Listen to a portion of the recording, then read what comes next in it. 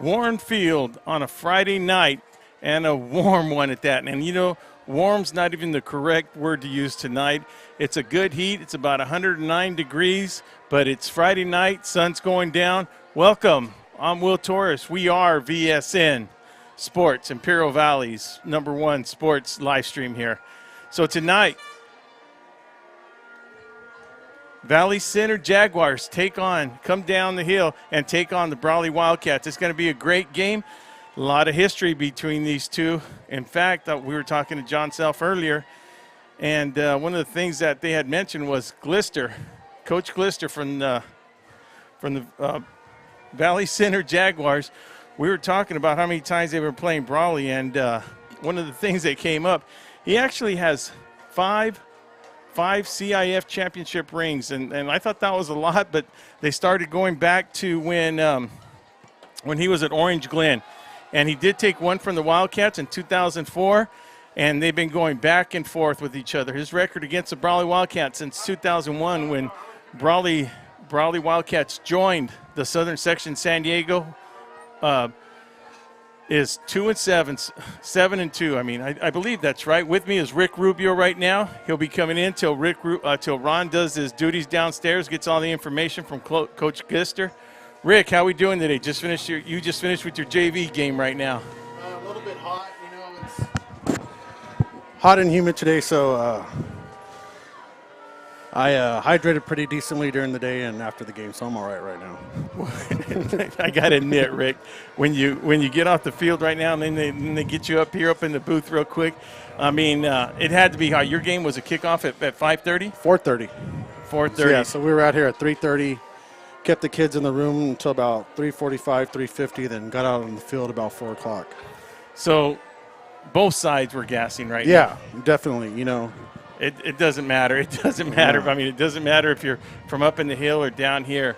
So, but as the sun goes down, it should be a great night for football. It's Friday night, like we were talking earlier. A little bit of history, Rick. Give us a little bit of history on that. You've been on that staff since they joined the San Diego section. A little history between Brawley and Valley Center, you know. From my experience, we go back to 2004 in the CIF championship game at Qualcomm, which of course was a special experience. You know, it was a great experience being, you know, playing where the Chargers used to play, walking through the hallways, you know, coming out on the field. And I don't know, well, you were there. There was about, 25,000 probably Valley people there? Yeah, just the line going up the hill. I remember it was, and the thing about it, it was a Tuesday work day. I mean, I wasn't here, but they said it was like a ghost town, especially in Brawley.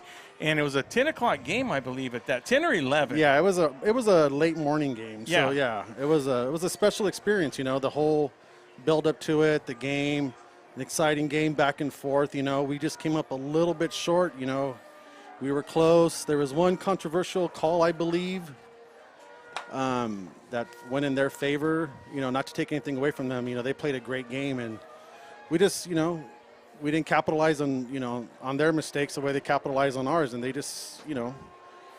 Well, some of the things that have changed, Rick. Coach Glister was the coach then. He's still the head coach now. The only difference is John Self was on that staff. Now he's head coach here. So we talked about that earlier. There's a lot of history there. Yeah, you know, of course, Coach Self was the defensive coordinator that game. Coach Bishop was, and actually Coach Bishop was up in the booth. I was sitting next to him. We were up top. That was a neat experience, you know, sitting where the NFL college coaches sit during a game, taking that express elevator up. I always wondered how they get up there and down so fast during halftime, but we experienced it. So me and Coach Bishop, my brother Randy, and Mr. Canales, our superintendent, he was still coaching then. So, you know, it was a great experience. We had a great game plan, but Valley Center just edged us out by a little bit. So it's still a little bit of a bitter taste in my mouth. Whenever we play Valley Center, you always kind of have that reminds you of that 04 season, that 04 championship game, which was I can't say it enough, an exciting game. Well, one of the things tonight, Rick, that's happening on the football field at Warne Field, it's going to be Pop Warner night tonight. So that's why we have a late start right now. If you were expecting the game to start, usually it would be the Star Spangled Banner. So when we come back, we're going to give you a little information on this YEF. That's AYF. Yeah, AYF. American Youth Football. We switched over from Pop Warner about 6 years ago now. So it's still youth football, but it's under a different organization. So Will Torrez, Rick Rubio, Ron's on his way up. We'll be right back after this. Reducing energy use during the summer is more important than ever. This summer, IID encourages you to do your part by setting your thermostat to 78 degrees or higher, avoiding the use of large appliances between 4 and 9 p.m., and turning off all unnecessary lighting. But there's more. IID provides a number of summer energy-saving opportunities to help you make the most of your energy savings efforts. Check out our tips and energy saving guides at IID.com. Let's work together to stay cool and save energy this summer.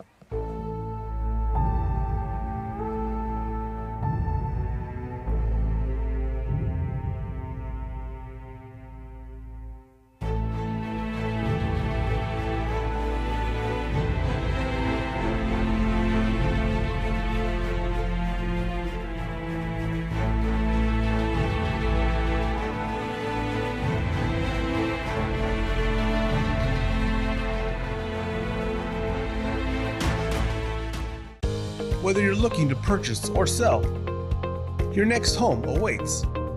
Give the Dom team a call.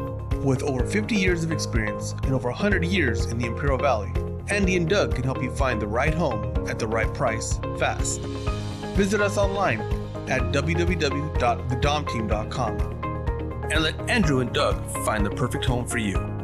Call today, 760-337-8600. At Burgers and Beer, our customers are like family. Let's hear what a few of them have to say about us. We're here at Burgers and Beer with the best burgers in town. We get to sit together and enjoy the great food. I like from Burgers and Beer is in the lemonade. For the fresh iced tea, whether it's breakfast, lunch, or dinner. It was wonderful, very fast, very efficient. I love the great food and family environment. I love the burgers and the customer service. So come and see us and find out for yourself at Burgers and Beer.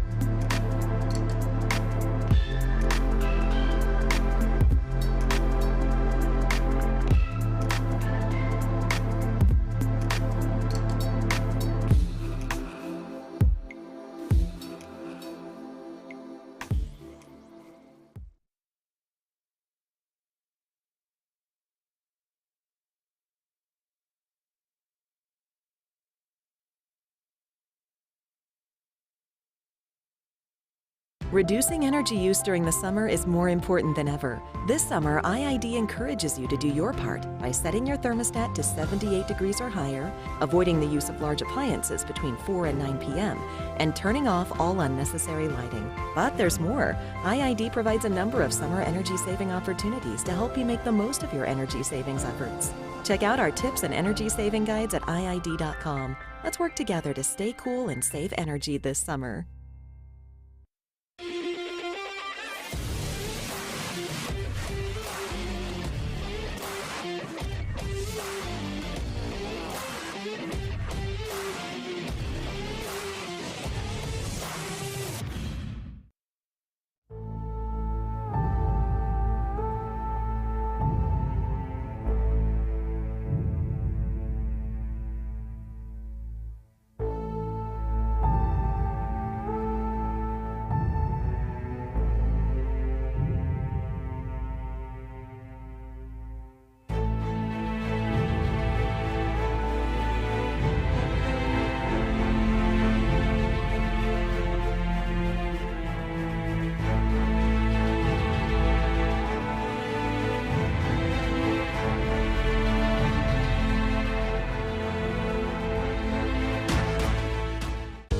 Whether you're looking to purchase or sell, your next home awaits. Give the Dom team a call. With over 50 years of experience and over 100 years in the Imperial Valley, Andy and Doug can help you find the right home at the right price fast. Visit us online at www.thedomteam.com and let Andrew and Doug find the perfect home for you. Call today, 760-337-8600. At Burgers and Beer, our customers are like family. Let's hear what a few of them have to say about us. We're here at Burgers and Beer with the best burgers in town. We get to sit together and enjoy the great food. I like from Burgers and Beer is in the lemonade. For the fresh iced tea, whether it's breakfast, lunch, or dinner. It was wonderful, very fast, very efficient. I love the great food and family environment. I love the burgers and the customer service. So come and see us and find out for yourself at Burgers and Beer.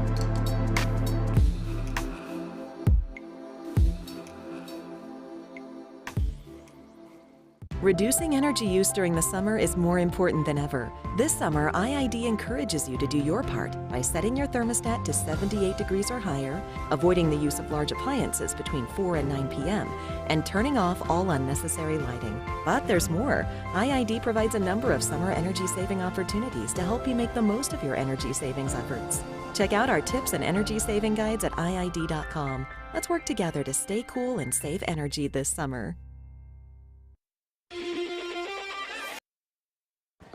Welcome back, everyone, as we get ready for the AYF football introduction before kickoff here. What happened is the JV game ran a little bit longer than they thought. So it's turning out it is getting a little bit cooler, if you would call that a little bit cooler. It should be down to about 100 degrees, and either way, the game's going to be played. It's football weather.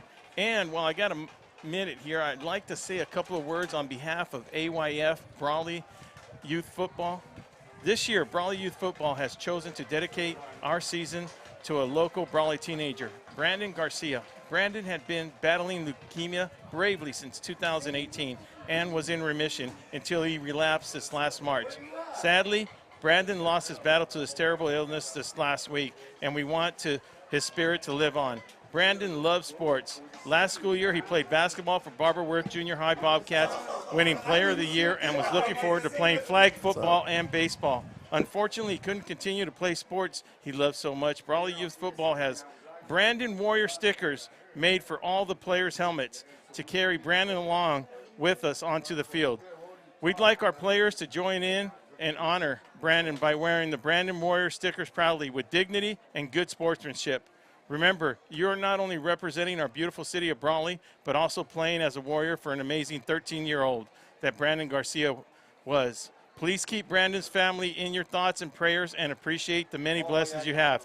If you'd like to help more, there is a GoFund page set up to assist the Brandon family. Once again, at this time, we ask you to bow your heads.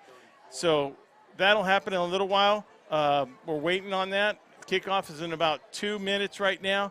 So one of the things, Rick, without a little bit further ado, Rick, let's introduce this guy right here. We're going to take a short break, and we're going to be right back after this.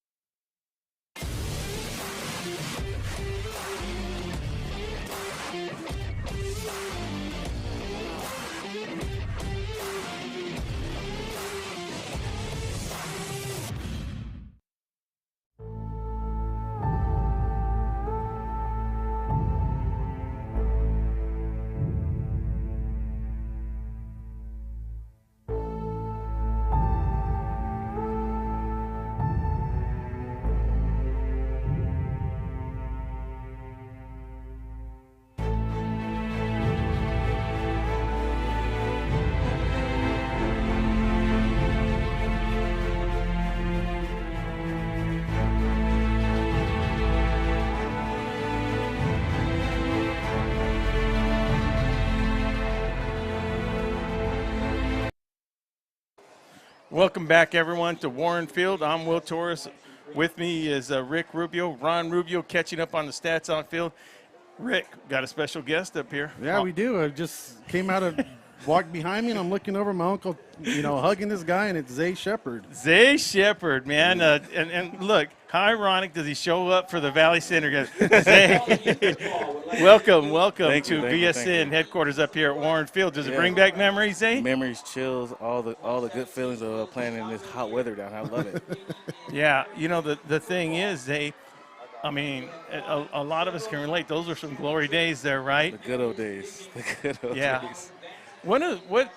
You've been out of school, it was 2004, so somebody do the math real quick. 2005 you graduated, right? 2005 graduation, so 17 years ago. 17 years ago. You did hang on to the CIF San Diego section school rushing record, and Zay, that's one of the things, your senior year, you guys were up by 50 points in a lot of the games. So you went out of the game early. They used to put in the number 2s back there. At halftime, I never played a complete game until the championship game, actually. Wow. Yeah. That was the first game I played on my whole senior year, completely through. And talking to Coach Self, Rick, that's one of the things he goes, what's not to love about that when your starters play only one half, and then you don't have to worry about the injury bug and stuff. Yeah. So tell me a little bit, how's your brother doing? He's doing good. He is doing great. He's got 2 kids, right? Yeah, 2 beautiful kids. And you have 2 kids. I have 2 boys, yeah. Yeah. 14 and 9. Big. One of them was going to be big. One's already bigger than me. Yeah. He's definitely playing football up there and basketball, actually. His sport's basketball, but he loves it. He's a sports guy. Yeah. It's just one of those things that are athletes. Yeah. Well, shoot, Zay, man, look, you look out there right now. Now, let's go back. You were also, I got to be honest with you, let's go back to one of the funnest times, Pop Warner days. Pop Warner was fun. Wasn't that fun, Zay? This is Pop Warner night tonight? This is Pop Warner night tonight. Right on. So that's always pretty cool that Brawley gets to do that and stuff. So they're going to go out there and do the hit drill? Exactly. I remember those days. Yeah, no, good times, man. I mean, and the thing about AYF is it's getting big, right? AYF. Yeah. So let me explain that now. I was just going to tell Rick, there was a transition when it went from Pop Warner and they changed it over to American Youth Football. So, which I kind of liked. So the rules difference from Pop Warner, there might be other rules, but the main rule is there is no weight limit. It's just if you're in that age group, you can play. Yeah. Because look, when you're reaching the high school level, they don't have age limits in the high school level. So now I will say I do believe it should be flag up until 7th and 8th, and then they can play tackle. But that's a personal opinion. That could be anything else. Yeah. My son actually plays in Northern California. His league is it's the weight limit. You only can be a certain weight at a certain position. So they still have the old Pop Warner. Oh, it's probably the old Pop Warner. It's not like this. I like this league better. Yeah, so I like it, and that's one of the things I do like about it because you got to get used to it, But it does bring back good memories, man. So as we look on to the Pop Warner night right now, we're going to get Coach Ron up here, and we're going to talk a little bit about the Valley Center and this matchup we got going. So once again, man, how are we looking on paper? On paper? Yeah. Well, look, Scripps Ranch last week, Zay, was the number 2. They won the state championship. Not only did they win CIF, they also won the 2A championship. They had a stud quarterback, 6'8". So Brawley, he was humongous. He was definitely a stud. And then that kid also won a state championship in basketball, and he was only a junior, so he came down here. The sad thing about that, Zay, he got injured playing against Brawley. He landed on a tackle, and he landed on his shoulder, so he's out for the season. But that was Scripps Ranch. You know who's still there? It used to be Uni Cathedral City's always on top. I mean, they're always going to be. And then Modern Day, which was Marian Catholic back in the day, they're making a comeback. They're actually, top 10 San Diego school up there. And then, who's making some waves right now, and it's happening tonight. Not Marian Catholic. Carlsbad is playing Modern Day tonight, which is going to break up that top 10. So look, San Diego section football is really good right now. It's really good. I love now that. Central and Brawley. How's that rival? dude, that rivalry, it doesn't end. It's always escalating. It's always escalating. Yeah. Well, as you know, do you remember? I don't know if you ever knew Ricky Pena. Ricky Pena, I heard of Ricky Pena. Okay, so he's now an ex-Brawleyite. He graduated. He graduated in 96 or 97. 97. Yeah. Graduated in 97, went to coaching college and played in college and stuff. Then he came back and he started at Central.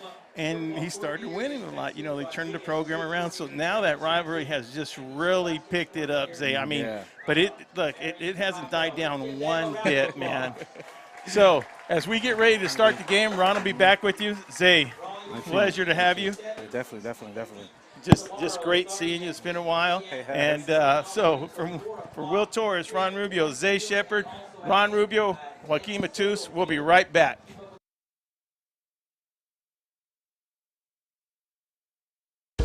Whether you're looking to purchase or sell, your next home awaits. Give the Dom team a call. With over 50 years of experience and over 100 years in the Imperial Valley, Andy and Doug can help you find the right home at the right price fast. Visit us online at www.thedomteam.com and let Andrew and Doug find the perfect home for you. Call today, 760-337-8600. At Burgers and Beer, our customers are like family. Let's hear what a few of them have to say about us. We're here at Burgers and Beer with the best burgers in town. We get to sit together and enjoy the great food. I like from Burgers and Beers and the lemonade. For the fresh iced tea, whether it's breakfast, lunch, or dinner. It was wonderful, very fast, very efficient. I love the great food and family environment. I love the burgers and the customer service. So come and see us and find out for yourself at Burgers and Beer.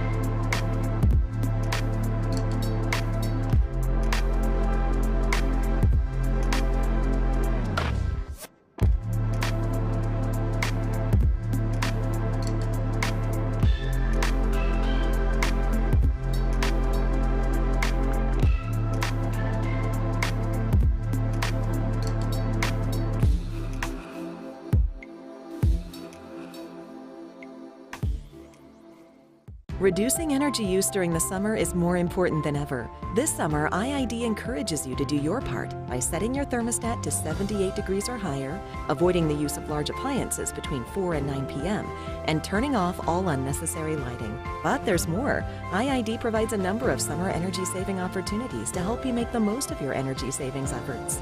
Check out our tips and energy saving guides at IID.com. Let's work together to stay cool and save energy this summer.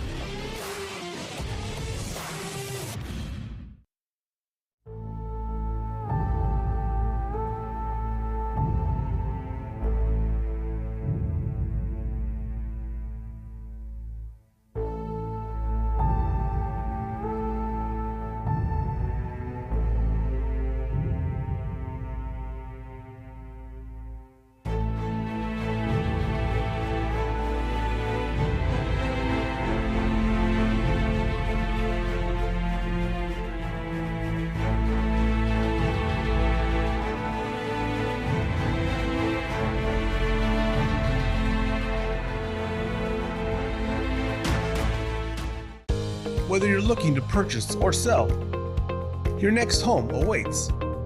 Give the Dom team a call. With over 50 years of experience and over 100 years in the Imperial Valley, Andy and Doug can help you find the right home at the right price fast. Visit us online at www.thedomteam.com and let Andrew and Doug find the perfect home for you. Call today, 760-337-8600. as we get ready to come back on the field to start the game, they just had a moment of silence for Randy Garcia. Randy Garcia, the tragedy, illness that affected him. And it's just great to see Pop Warner, and not just in Brawley, Ron. It's just great to see Pop Warner in general, to see everything move on here. So we do have a score right now from Cal Jones Field. There's an early score, 9-0. Central Spartans are up ahead. Of course, they scored a safety when the ball went over the punter's head, but 9-0. You have the Central Spartans over the Point Loma Pointers. Ron Rubio, my partner since day one. No reason, but Ron did have a JV game, been hustling around, running around this guy. That's why he's the master up here. Ron, tell us a little bit about this matchup, Valley Center and Brawley Wildcats. Well, if you're going to talk about Valley Center right now, you're going to have to talk about their head coach. That's Rob Gilster. Gilster has been at the leader of the Valley Center Jaguars. And we have our national anthem. And we'll be right back with it after this.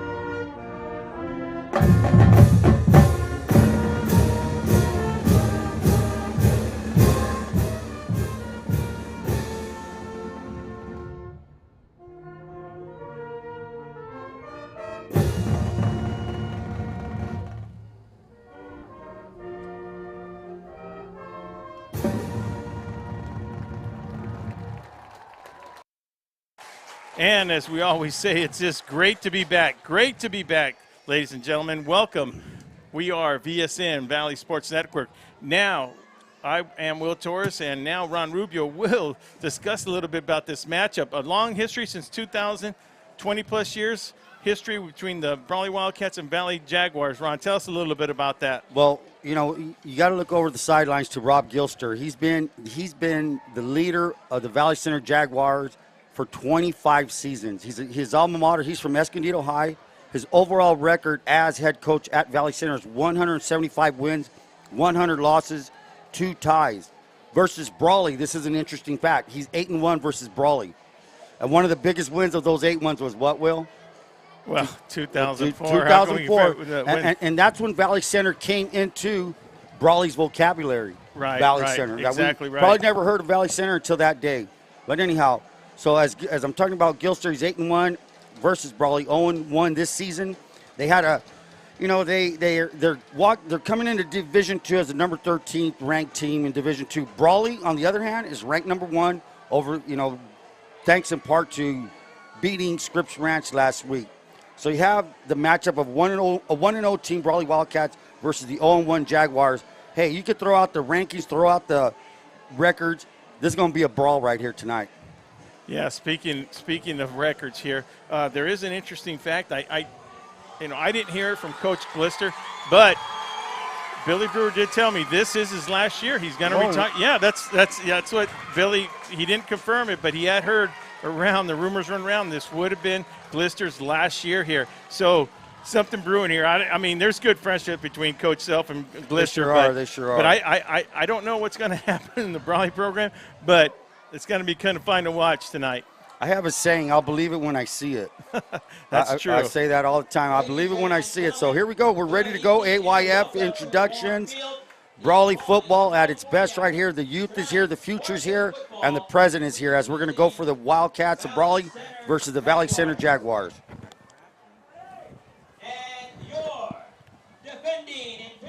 Yeah, and as we look onto the field, Ron, you got the captains for us. Brandon Porras, number 52, the starting center. Number 6, Daniel Camilo, cornerback and wide receiver. And, of course, number 13, Ethan Gutierrez, senior. On the other side will be number 11. That is Colton Paxson, their quarterback, alongside number 4, Jamal Solis. Also number 2, Jake Dunkel. And white hat for today is Gene Martin. In the middle as umpire is Nakin Beacons. And on the flank official, we got Frank Ramsey. We got Roman Rubio. And on this side, I'm not sure who on the Brawley side John is. Bentley. That's Bentley, correct, yes. So as we look at the coin toss out there. Are they going to have an honorary guest out there to flip the coin? I don't see one. I see somebody's going to run out there with Dina Sell. Oh, yeah. Well, if Dina's going out there, I'm sure she's got everything under control out there. I think somebody forgot to tell the Gene, whiteout. Yeah, somebody forgot to Gene tell doesn't Gene. like too many surprises, man. No, he doesn't. I'll be surprised if Gene lets them. Yeah. Wait till Dina tells her last name. Look, my name's Dina Self. So yes, we are going to have this honorary coin toss. Reigning Teacher of the Year, Mr. Israel Rico. Israel Rico, does that ring a bell for you? I didn't get information on that, Ron. No, I didn't hear it. But one interesting fact on that 8-1 record versus the Wildcats, the only team to knock them off was the class of 2015. And I'm not too sure what the score was, but I just got a message on that. So congratulations to that 2015 class who did it. 8-1. That when I read that, I go, are we sure about that? And we must be. They must be. We must be. It must be a fact. Well, we will see the Jaguars start with the offense first if everything goes right on the kickoff. So, Ron, look, this is the second game of the season. The Wildcats came off a mighty high win on the Scripps Ranch last week. Now, the thing is, Ron, can they keep this momentum going? I mean, it's at natural high. This is a veteran team right here, Ron. No excuses. They're playing mid-form style right now. So you got to keep that momentum going, Ron. You have to keep it going, and you have to be careful, as a saying, maybe getting a big head or they weren't supposed to win last week. They came through. They were underdogs. Now they won. How do they perform after being ranked number 1 now? Yeah, and look, there's going to be a lot of people. There's going to be a lot of people watching this. I'll tell you why. Brawley got a couple of votes as being one of the teams to be voted in top 10 in all San Diego County when it comes to football. Now, of course, they're going to be ranked higher because they are Division II. Now, one thing, Ron, what division is Valley Center under? Are they? They're D2. They're D2. They're ranked 13. So they could match up somewhere down the road. So very interesting night tonight. You have the Central Spartans south of Warne Field right here. You got both the Wildcats, and we were talking about this earlier, Ron. You got Modern Day right now playing the number 2 team, Carlsbad. One of them, what's going to happen? That's going to be a very interesting game right here when it comes to the top 10 schools in San Diego section. We're about to tee it off. Back to receive is number 2. You got to watch number 2. That is Jake Dunkel. Dunkel had a big run. Couple of big kickoff returns. I think one got called back. And you know what? Valley Center could be 1-0 had they had a catch in the third quarter in the end zone. And it's go straight to Dunkel. Dunkel at the 20. He's at the 30. He's going to break it off to the right side. And Dunkel, you got to watch that kid. Takes it up to the 40. So great field position for the Jaguars. Well, one thing that is good to see is the Brawley band's out here. Now, granted, they weren't here last week, Ron, but there is a reason. What happened was they just started school last week. It was kind of a strange Friday night. You weren't. Even though there was a decent amount of fans out here, but it was the first week of school. Turnout. Colton Paxton under center. He is a senior. He has doubles to the left, single back. The give is 2. I believe that's number 40. That's number 40. That will be Corey Villalobos. Villalobos up for 11 yards. Number 12 making the tackle. Torrez in there. And look, Ron, if somebody's going to run that ball and run it that low, that's going to be a hard tackle to make right there. Well, and the thing with what Valley Center does, it's the term of their blocking. It's not man, it's called zone blocking. You're going to block a man in your zone. Color. You're going to look for color. You're going to look for somebody in your zone 2-3 yards away from you. You're going for him. Whoever's in that zone, and here he goes again. Villalobos to the left. Villalobos up the middle. He's going to fall forward maybe for 3 yards. Villalobos up the middle again. So Villalobos will be busy tonight. Alongside number 34, sometimes 34, No Vasquez gets a couple of carries. As we said, they're a run-heavy team. They like to throw screens. You have to prepare well for Valley Center. These two teams are kind of mirror images of each other, I think. Good point, Ron. That's exactly right. You're going to play hard-nosed defense. You want to run the ball, and you got to play tough. You have to play smart to beat either team. You got to play smart. Here we go. Colton, look, he's going to throw a fade down the middle. It's going to be overthrown, intended for number 4. That is Jamal Solis. Solis also goes both ways as a cornerback. So this is a story, Will. In this weather condition, you have quite a bit of kids on both sides going both ways. So let's see what endurance. No, that's true. And while we have a little bit of second here, I'd like to say a big welcome to Imperial Valley College, IVC, proud sponsor. I'm off. Proud sponsor of VSN's live stream for Imperial Valley High School sports. Welcome, Imperial Valley College.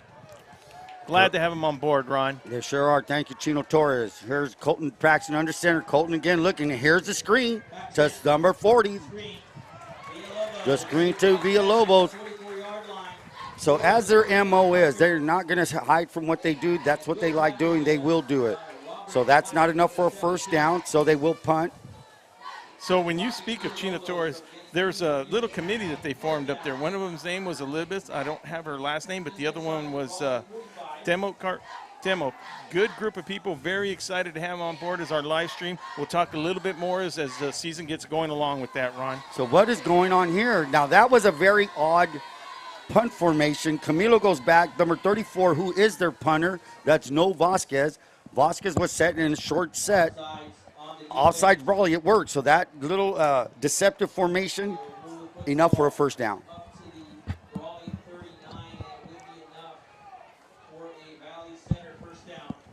So those are the things that are going to affect Brawley right here. Second game, the adrenaline's pumping, Ron. That's for sure. Well, you know what? That was a little curveball right there. You know, you see that kind of formation, you don't know if it's run or not. You can snap it to number 34. As I said, he's a running back as well. Dual threat as he punts. The give is to number 40. That's Villalobos again up the middle. Villalobos will work all night. He's number 40. He is about 159, 180. And he is brought down by Julius Diaz, number 55. Julius Diaz on the tackle. Second down and 7. Ball is outside the Brawley 35-yard line. Let's say the 37, 36. Paxton under center. The give to Villalobos. Nothing doing on that side. And it looks like Diaz again. Number 54 was on there. Or could that be Mr. William Enders, 54?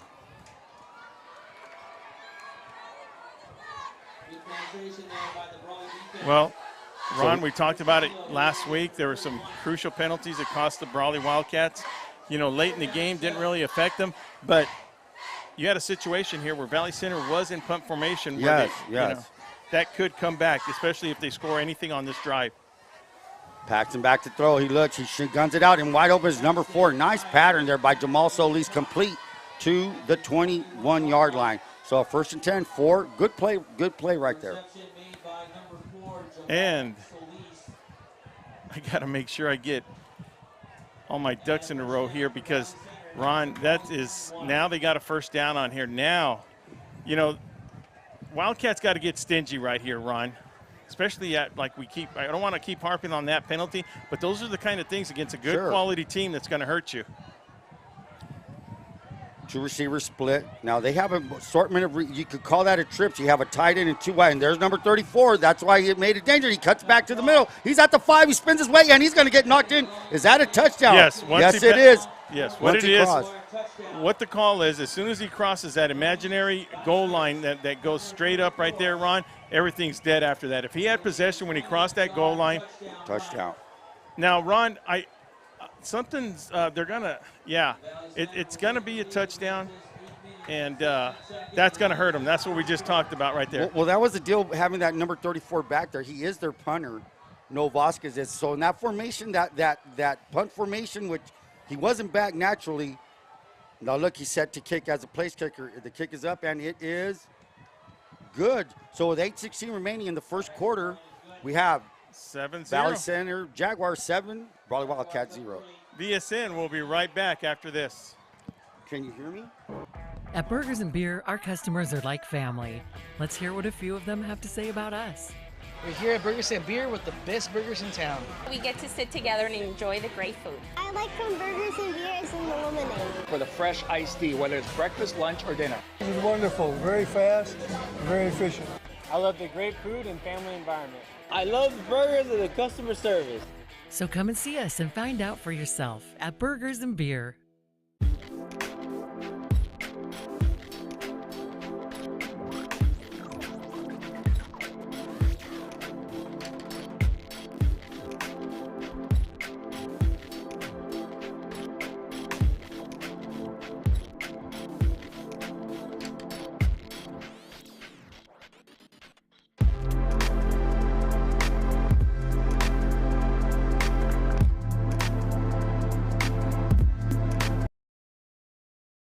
First quarter with 8:16 remaining. The Valley Center Jaguars have driven in for a touchdown off a great run by number 34, Noah Vasquez. It was a good little run, Will, up the middle. Like we said, that's a running game for you. The kid ran, got past the first two levels, D lineman backers, and found his way into the end zone. So here, set to receive will be number 6, Daniel Camilo.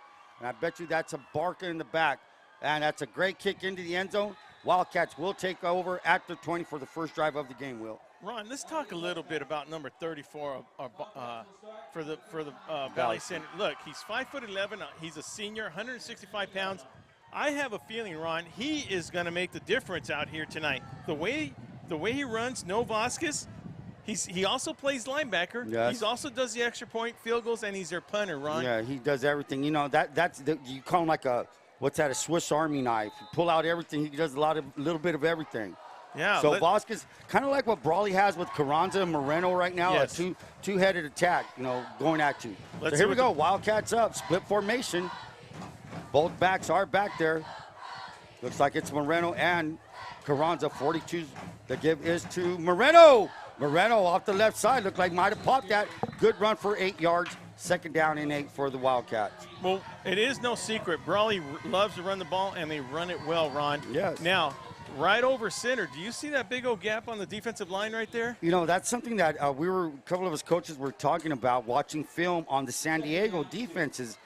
There's a big gap where the tight end is. You know, instead of having somebody over one of their guards to tackle, they have somebody over them on the second level, meaning the linebacker. So it looks like a huge gap, but it's really not. Look at that middle, though. Torrez, number 52, a very good blocking center, and they go his way. That's Gutierrez on the option to the 30, and maybe finds his way out to the 35-yard line. Knocked out of bounds, and that's enough for a first down. Like to give a little credit to that offensive line of the Wildcats. For sure. Number 55, Julian Diaz. And then we also have number 61, that's Ronnie Rosales, just doing an excellent job up there for him. Also, like you said earlier, number 52, Porras, and Isaiah Gomez is out there. Isaiah Gomez, no, good-looking line. And number 79, one thing is, David Martinez, they got to stay healthy, Ron. Stay healthy and dry. Let's see what the Wildcats can do right now. They have a first down at their 35-yard line. Two receivers to the top of Gutierrez. The give is to Carranza, and nothing doing there. Clogged up. Gang of tackling. Let's go here. I'm going to have to say, don't tell me that's Villalobos, number 40 in on it. It sure was. Villalobos there. There's one kid you want to look out for that when you turn on the film, look at number 5 for the Jaguars. That's Luke Staley. If I hope I'm saying that right, Staley. He is 6 foot 165, and I'm sorry, 205, 6'2", 205, tight end linebacker. The kid, I've seen him in track. Man, looks like a statue out there. So number 5, keep your eye on that linebacker there. Here, he spearheads that defense. And look, he's going to line up everywhere. Wherever he can find an advantage, they're going to put him there. And again, a stingy defense there, tackled by number 30. Let's give that tackle to Joe Cedillo. Cedillo there, and also along number 3, Patrick Amos. So while you're talking about stingy defense, we'd like to say another warm welcome to the El Centro Police Department. The El Centro Police Department would like to welcome all students and faculty back to school and wish everyone good luck. Be safe out there from the El Centro Police Department. And thank you very much, Mr. Seaman. So here we go, second down, or is it third? Third down and 7. ball, let's say at the 37-yard line, middle of the field. First drive for the Wildcats, 5:45 remaining in the first quarter. Trips to the left. We had a little. So what's the story with that, Will? I saw both players move. So who gets to get? So what will happen? Gene, the white hat, will probably bring them in, and then if they both agree on the same one, it's going to be on the defense when it's a dead ball foul like that. And those guys are trained. That's just a good eye. You see how it was called right away? There wasn't that much of commotion. What happens is those are good mechanics, Ronnie, when both flank officials are communicating with each other. I sure hope that flank on the Jaguars side has a good night tonight. Wish him a lot of luck. I think it's about his 5th year here, Ron. Might be, but boy, Gilster likes to chew them up. Here we go. Gutierrez looking for his first pass. There's Platt. Nice play call. Hey, back to the play calling story. Let's talk about Ray Van Dyver as the new offensive coordinator. Last week, the kid came through. You know, it was his first varsity play calling, and he did an outstanding job. Hats off to Ray Van Dyver. You know, let's see if they keep that momentum going. He got the feel of the game. He felt good. His play calling kept everybody off guard. It did. You couldn't predict what they were going to do. Nice play right here. Wildcats now inside Jaguar territory at the 49-yard line. And if you haven't had a chance, please listen to VSN's podcast. We talked a little bit about that with John Self. You also got Big Jalen and Joaquin Matus on there, which come up with every week on the podcast with stats. The give us to Carranza off the left side. Carranza, nice give right there. You fake that sweep to Camilo with that motion, and you go off tackle with Carranza for a gain of 5. Second down and 5 at the 44 of the Jaguars. Making those holes up there, number 61 is Rosales up there. Ronnie way up in head. Ron, when you can get 5 yards on a first down like that, it's just, look, here's another thing that's happened. 4:28 to go. Both teams, that's one thing they want to do. They want to control the clock. You know, and that's what you do. Like, you're perfectly well. Like, it's 4:19 remaining. Kickoff was at 7:30. Moving the ball, taking time off the clock. Second down and 5. Kind of a tight formation for the Wildcats. Gutierrez, play action. Gutierrez looks, and behind, intended for Robert Platt, incomplete. Well, Robert Platt, big target though, Ron. Big target. And the thing about being a big target, not only does Gutierrez see him, so does the Valley Center defensive back, but bringing him down is a whole nother story, Ron. Yes, sir, that is correct. Third down and 5, 4:01 remaining. Clock stops due to the incomplete pass. So when you talk about being wide open like that, just didn't get the ball to him, you got to talk about the Dom team. For all your commercial and residential real estate needs, make sure and give Doug and Andrew a call, 760-337-8600. Third and 5. Torrez is back to pass. He's looking, steps up, slips. He's going to get a first down on his own wheels, and he gets his way. Gains 7 yards. Needed 5, got 7. Number 32 in on the tackle for the Jaguars, Ron. Matthew Leonard, 6 foot, 180. You know, if you, on the field, you go and see those Valley Center kids, they're all kind of like clone looking, 6 foot, 180. Not very huge weight-wise, but just they have length, which is the new in vogue thing to be as a football player. Have length, long arms, long legs, be able to move. So here we go, 1st and 10. Wildcats now inside the 40, let's say the 38. 2 receivers on both sides. The wide side's to the right of Gutierrez. Single back is Carranza. Carranza trying to shift the way up the middle. Wildcats will take that. That's like a good 4-yard gain.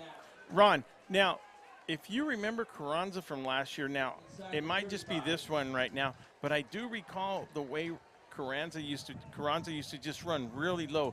Does it seem like he's running a little, he's standing up a little bit more? Well, now, you know, last year he would get limited carries because you had Isaiah Young in there. So, you know, you have a big workhorse like Isaiah Young running the ball. And then when you get in there, I'm not saying that he was timid, but he was careful with what he was doing. Now he has more confidence. He knows what he could do. His running style is a little bit different. It is a little bit different. He might just be looking for the open. No, he's looking to go. He's looking to bust. Every time you get a chance as a running back, you think every play you could score a touchdown. And here's Moreno, the fake up the ground. There's Gutierrez pulling. He pulls his way up to the 25. So a little bit of option there. And I think it's going to be short of a first down, or it's a first down. It's a first down. So Brawley with the first down at their own Jaguars 26-yard line. And we do have a score from Cal Jones Field. We have the Central Spartans 16, Point Loma 7 in the second quarter already. That's another team that got a big win last week were the Spartans, and congratulations to Ricky Pena. Wasn't he LA Charger High School Coach of the Week or something like that? He was San Diego section. Oh, right on. San Diego Charger Love Coach it. of the Week, yes. Good deal, rookie. Good. Congratulations. Congratulations, David Pena. Daddy Pena. That's Moreno. Moreno bowls over his own. Hey, man, you better move, number 2. That's Damian Abarca. Matthew Moreno. And there's also a score from Simpson Yamamoto. You know, I'm going to have a little bit of trouble saying that name. Yamamoto. I'm not even going to try it. Yeah, so Shimamoto. Shimamoto. Simpson, yes. From Tiger territory, we have a score. The Tigers are up on Mission West Hills 7-0. That's our production manager, Mr. Joaquin Matus, with that information. Here we go, second down and 5 from the 21-yard line. Wildcats moving the ball and taking some time off the clock. Moreno to the right side, Moreno to the 20. Now, Ron, another thing. Isn't it great to have that two-back combo right Sure there? is. Two power backs like that. That direction that they love to run is just north and south. They're not going to juke you. They're just going to power forward over you. When you have 2 kids in the backfield in the backfield at the same time instead of just a single back, now the defense has to worry about both sides. Where are they going? Who's going to get it? Is it 42? Is it number 23? And that takes, you can't really, how would you say, go get the ball right off the bat. Am I going to go right or left? Well, we don't know who's going to get the ball, so you have to delay before you react. 43 seconds to go in the end of the first quarter. So another option move to, and that's going to be a fumble by. So it was a nice little play, design play. The option went to. They fake Carranza, and somebody's on the ground, man. Somebody is on the ground. You had Porras tangled up with somebody. That looks like number 52 over there. 52 for the Wildcats, and that's not a good sign for Porras, limping on his knee. And I'm not sure who's on the ground for the Valley Center. So Porras has been having problems with that knee. He had a problem last year. He's wearing a brace on it, and hopefully it's not an aggravator of the injury, but it looks like he's trying to walk it off. The Valley Center kid's still on the field. And while we get this break right here, I'd like to say thank you very much to Ojeda Industries, Tony and Patricia Ojeda, serving the Imperial Valley with all your industrial and agricultural needs, located in Brawley at 1698 Jones Street. Havens Landscaping, for all your rock and landscaping needs, give Havens a call, 760-352-6735. Intercare, when it comes to your health care, Intercare is your health provider. It's located in throughout the whole Imperial Valley. Intercare, formerly La Clínicas de Salud del Pueblo. There you go. So I don't like to see that cart, so let's take a little break from the sponsors. VSN, Will Torres, Ron Rubio, Joaquin Matus. We'll be right back.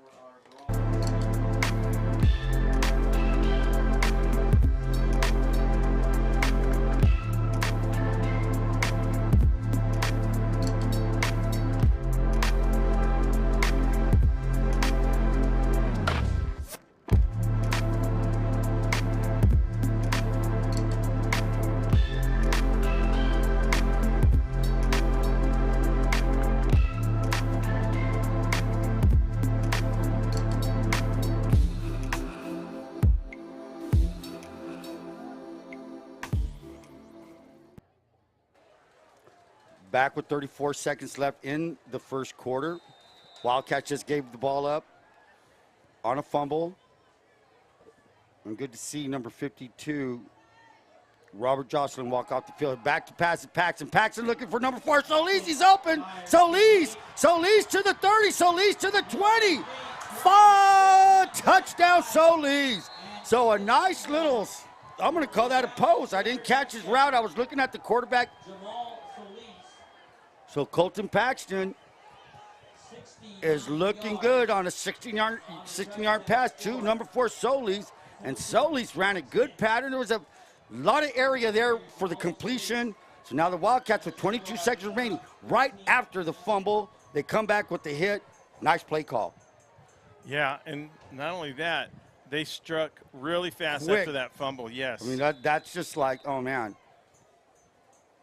That's the optimal play call you want to do right after a turnover scored. Now, here's number 34. He's going to put that right through the middle, and that is no Vasquez. So, with 22.2 seconds, wait a minute. Did any time run off the clock? Wow. Anyway, 22.2 seconds remaining. The Wildcats now find themselves down 14-0 to the Jaguars of Valley Center. Burgers and Beer. For the best burgers in town, it's Burgers and Beer. It's located at 260 North Imperial Avenue in El Centro. Open 7 days a week, serving breakfast, lunch, and dinner. Come watch the big games there at Burgers and Beer.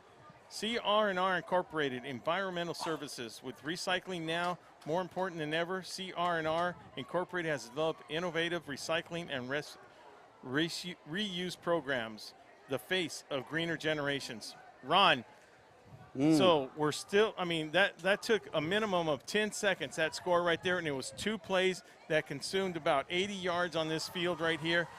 The Wildcats got to get out of this funk right here. They can't have none of that hangover from last week getting hype after winning a big Scripps Ranch team. Well, you know what? Valley Center's, they're a dangerous team. I don't care what kind of year they're having. Last year, they Brawley went up there. On paper, Brawley should have won that game at Valley Center, and Valley Center was able to pull off a victory. Right now, this is the perfect start for Valley Center, and here's the kick, and that's going to go straight into the end zone. So, as we said, off the turnover from the Wildcats. Now, I have a question. When they kick the ball, does the clock run until somebody touches it? Until somebody somebody possesses oh, it. Got Yeah. you. Yeah, because then it becomes a live ball with the first touching out there.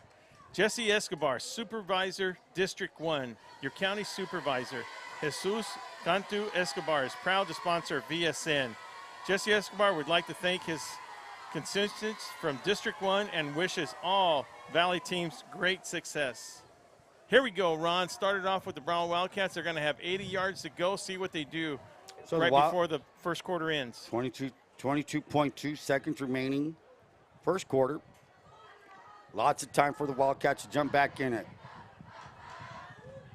Spot pass out to, is that Camilo? Get Camilo the ball. Camilo can do something. He gets a 9-yard, nice little pass. They're trying to get the drive going. So the Wildcats now have a second down and 8 at the 28.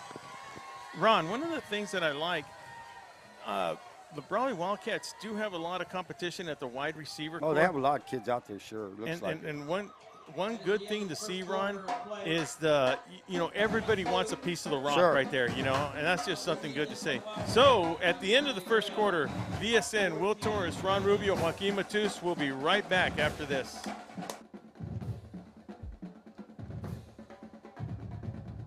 Reducing energy use during the summer is more important than ever. This summer, IID encourages you to do your part by setting your thermostat to 78 degrees or higher, avoiding the use of large appliances between 4 and 9 p.m., and turning off all unnecessary lighting. But there's more. IID provides a number of summer energy-saving opportunities to help you make the most of your energy savings efforts. Check out our tips and energy saving guides at IID.com. Let's work together to stay cool and save energy this summer.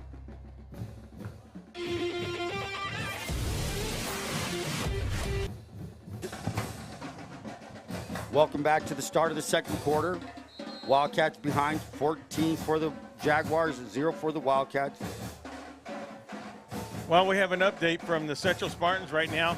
Point Loma just scored right now, making the score 16-14. The difference being that safety where the ball went over So now both Valley teams who had really, really good opening season victories last week now find themselves in a little fight here. Wildcats down by 2 touchdowns. Gutierrez with the ball, second down and 8. Brawley at their 28, motion by Camilo. Fakes the pitch to Camilo. Gutierrez looking, he's being rushed, and man, he's going to be brought down. And there's number 5. There's number 5. We're going to also give number 54 some credit because number 5, that's Luke Staley, and that's number 54, Nate McDermott. So Wildcat line not giving Gutierrez too much time. He may have lost a yard or 2 on that 3rd down and 4. 3rd and 4 from the 26.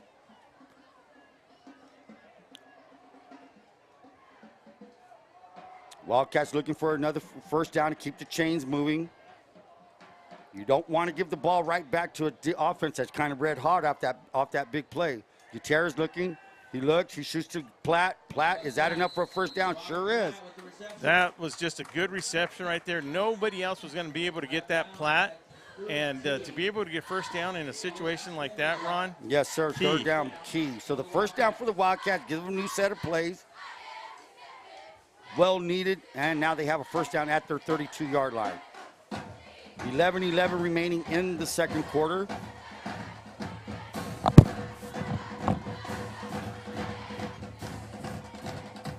Gutierrez under center with split backs, 2 receivers to his right. The give is to Carranza, nothing doing on Carranza. And there's Luke Staley with the trying to get that ball out, rip that ball out, gain of maybe half a yard. We'll give him a yard, so let's say 2nd down and 9. Ball is at the 33-yard line. So the Wildcats with 10:36 remaining, trying to get things going, trying to get on the scoreboard. 2nd down and 9.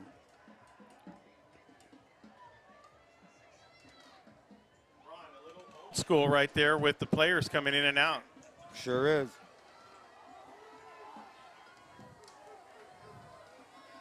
The weather has cooled where we're at. It's not that bad. A little bit of a breeze. Camilo motion. Oh, my God. That was number 3 with the blitz. Patrick Amos came in there and just disrupted the whole play. Brawley may lose. Looks like they lose 2 yards. Moreno on the carry. Nothing doing, nothing can do with that blitz. Good play call on the defensive side for the Jaguars. 3rd and 11.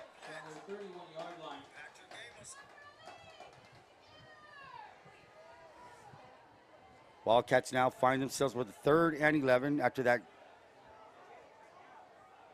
first down by Platt. Trips to the right for the Wildcats. Gutierrez looking. Gutierrez has time. He's going to step up. He's going to take off. Will he have enough room to make a first down? And he does. He cuts back. Oh, it looks like what's that? Okay, the only thing I don't know about a face mask, and I couldn't see, but will they throw that horse collar because he got grabbed from the back and brought down? That's going to be an interesting call they do on that. It came from the flank official, so we will see. Now, it might even be waved off, Ron. I'm not really sure, but I didn't think it warranted. If it is, and I'm only assuming it's a horse collar thing, so I'm not really sure on if it's going to be the horse collar, but we'll see how it is right now. Well, Coach Gilster wants to know what's going on over there with that. Yeah, it looks like they're gonna stay with it, but yeah. Personal foul. Yeah, they're gonna call the host call on that.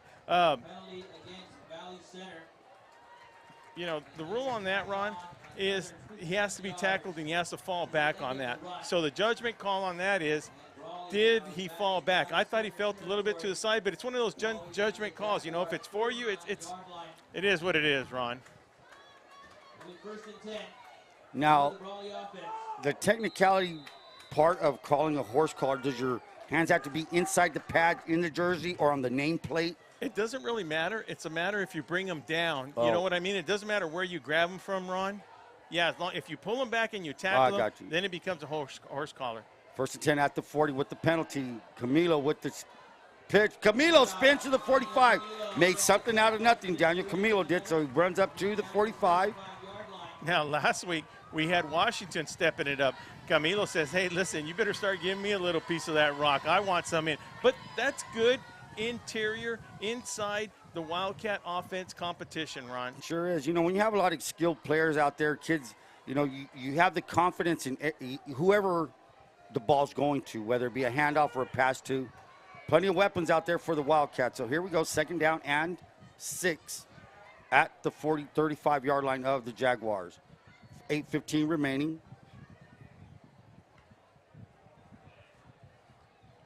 The give is to Moreno. Moreno tries the left side. He's going to get it to the 30, and he might be short of a first down by maybe half a yard. Just good ball running right now in between the two tackles, Ron. And look how he hit that. Look how he had that ball inside that bread basket. You know, as your playing days right there. Listen, there's one thing you don't want to do. You don't want to fumble this ball. No, you don't. Especially, you know, ask the Wildcats. They fumbled inside the 10, 15-yard line on their own right here. They do not want it to happen. With 7:41 to go in the half, clock ticking right now, Wildcats on the 30-yard line. Oh, wow. Why would you? So number 3 comes up trying to, I don't know, draw somebody offside. So that offside by Patrick Amos. Oh, my God. That is just something that'll make Coach Glister come all the way out to the numbers. I can guarantee you that. You know, if anything, he'll call a timeout. It's a timeout. Yeah, and he's going to listen, guys. Straighten him out a little bit. So, once again, Reach Medical Service. When second counts and when you depend on medical issues, Reach Medical Transportation is the people you call. IID Irrigation reminds you to never swim in canals and to conserve energy during peak hours. IID is also focused on providing reliable energy service to all Imperial Valley 24/7. And our boys down there at Letterman and Bros for all your Letterman jacket needs serving the Yuma and Imperial Valley. Call Daniel at 760-693-5030. Here's our guy right here, our top barber, Mr. Big Chris, located at 317 Wake Avenue. Shout out to Big Chris, to addition to his new family. Yes, congratulations. To both of them. Amanda and Chris. And they got a couple of boys coming up, and they look like they're going to be a little bit of football players there. So congratulations, Amanda and Chris, on the new addition. 1st and 10 for the Wildcats. They got a little bit, they have some momentum going. The ball's at the 25-yard line of the Jaguars. This drive was aided by a horse collar, and, you know, the Wildcats converting when they need to be. Under center, the give is to Moreno. Big gap to the left. Moreno. And he fumbles, and it's going to be recovered by the Jaguars. You just talked about fumbling the ball and protecting the ball. These guys hit. And as a running back, no matter how you're running the ball, when the point of contact comes, cover up, maybe a perfect hit, who knows. Jaguars dodging a bullet here, getting a fumble at the 5-yard line.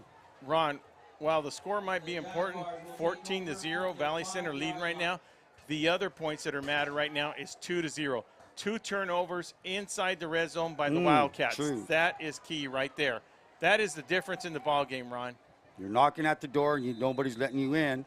With 7:27 remaining in the second quarter. Last year, Self felt that he should have won that game at Valley Center, but they made those type of mistakes. You want to be a quality team like this, you could not have that ball turnover right here. You cannot have it. So the Wildcats now with 7:27 remaining, can they hold them? Does Valley Center come out with another big play right after the turnover? Colton Paxton may feel it. Colton Paxton gives to number 40. That's Villalobos, I believe. Yes, it is. Villalobos grinds forward to the 10. A little bit of a risky play to maybe throw back here, but, hey, you never know with Gilster and the play calling on the offensive side. So now 7:12 remaining. Valley Center really calls their plays really quick. I'm pretty sure they're signaled in.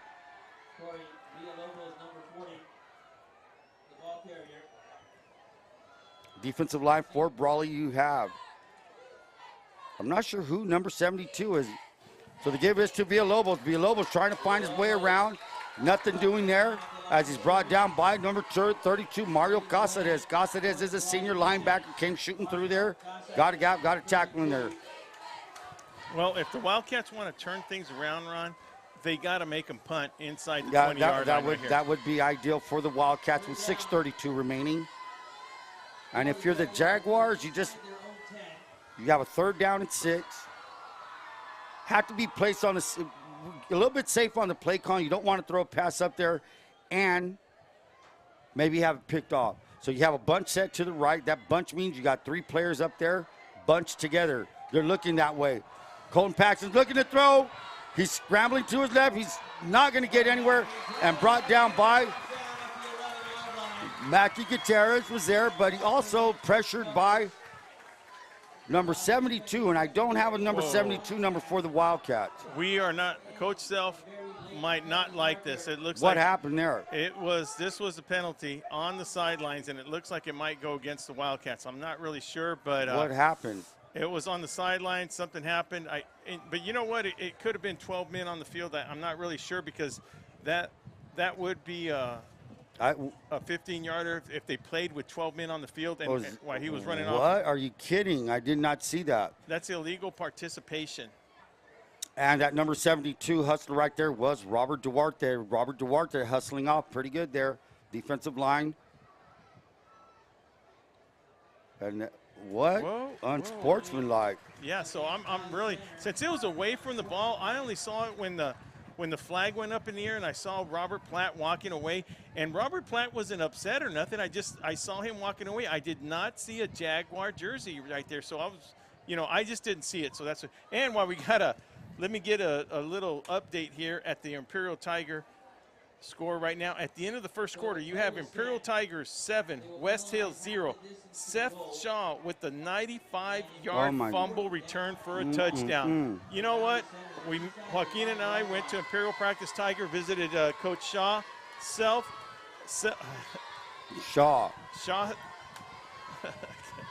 I'm getting a little Shaw was just excited to start the football season, man. Now look at this punt formation. I mean, he's like 4 yards away. Now he's going to go back to the traditional 10 to 12 yards back, and that is number 34, Noah Vasquez. Vasquez with, and it's blocked! If the Wildcats get it. Blocked by Gutierrez. No, picks it up. He has a first down. What a reaction by number 34, man. And we've been talking about the Swiss knife label we threw on him. He had the gumption to not fall apart on the block, picks it up, first down. Look, you had 2 Wildcats after the ball was blocked. You had 2 Wildcats right there. He got the lucky bounce back in his hands, has enough sense to run and try to get that first down. I even thought they were going to get a safety, tackle him in there. Exactly. So believe me, this is something that's not going to make John Self too happy about this when he sees it on film. I mean, somewhere, somehow, somebody was not in the right area. You got a ball, you got it blocked. What's up? Let's go get it. Instead, you have you're giving your opponent first down at the 21-yard line. Hey, good play for number 34, though. I think it was number 18 of the Wildcats who blocked that. Yeah, I don't know. Matthew Gutierrez, did I see a number 10 out there? Anyway, 1st and 10 for the Jaguars. There goes Villalobos up the middle, and he's going to get a couple of yards on that. Brought down by number 66, looks like Alex Castillo. But here's the deal. Instead of Brawley getting good field position, now with 4:58 remaining, Valley Center gets a new set of downs, wearing the clock down. Ron, I don't want to say this, but there is somebody putting all these pins inside a Wildcat doll with the uniforms on there because, look, since 2001, Valley Center has had Brawley's number. Will that curse continue? Will that curse continue tonight, Ron? I'm not saying a thing. Let's call this game. Here we go.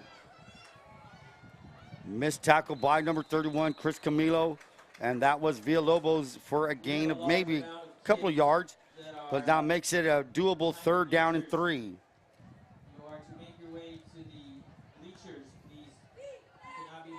The thing is, Ron, that the Wildcats are not playing bad football at all. Oh, no, it's not. It's nothing. Bad luck.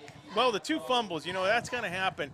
But that one right there, Ron, that could have made the score 1 point, 7-14, at the least. You know what I mean? When you have your punt block, that's usually a bad thing for you. In this case, it wasn't. And Gutierrez rips the ball out. No, it's. Yes, that is an excellent call by Gene Martin. That was an excellent call. It does not matter how you throw the ball forward, whether it's underhand, sideways, or over the top. It is a forward pass. Yes, it doesn't matter how you throw it. That is not a fumble. Great call by Gene Martin to be right on top of that. Do you need a receiver in the area? Well, I saw a receiver. No, I just wondered. Yeah, but you do. And the ball also, the new rule is the ball also has to go past the line of scrimmage. Oh, okay. So now if there wasn't a receiver, hey, I can guarantee you one thing. That Self is going to question that right now. Was there a receiver in the – which – I mean, is that a high school rule? Yes. No. Okay. Well, the thing is, the rule is out of the tackle box. You have to be outside of the tackle. Which he was. And then you have to. You can throw the ball out of bounds or into as long as it goes past that line of scrimmage. So you can throw it in the sidelines. You can throw it in the stands. It doesn't matter. So interesting. With 3:48 to go, we have a timeout right here. We will be right back after this.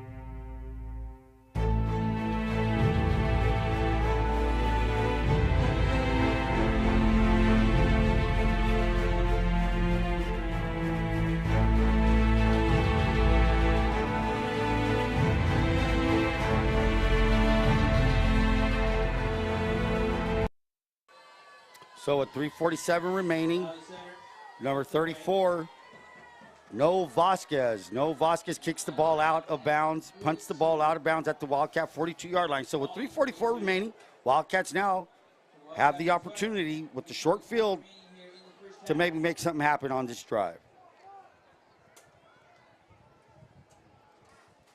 Mark Esquire, your realtor, is your hometown realtor in Calexico, serving the entire Imperial Valley. Go see Mark at Esquire Realty at 760-357-9707.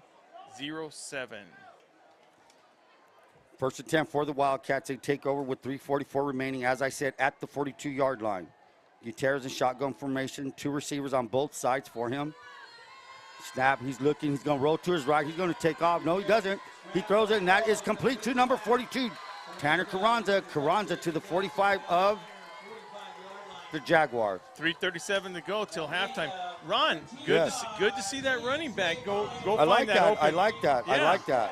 Find that open area up in the middle. I like that. I like that. You know, and Gutierrez, you know, you think he's going to take off, but his eyes are always upfield. And that's what you want in your quarterback, and the kid's been doing it. Getting better at it every snap, I guess. So here we go, first and 10 at the 45.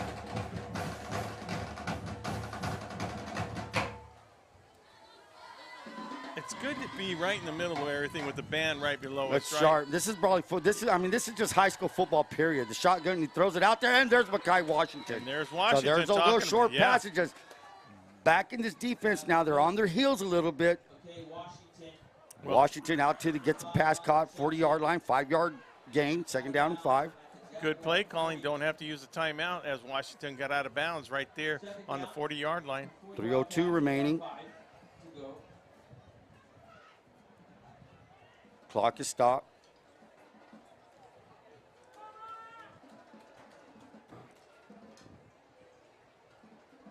Little anticipation here by the crowd right now, and everybody's quiet right now. You know, they know this is the intelligent football community. They know this is an important drive.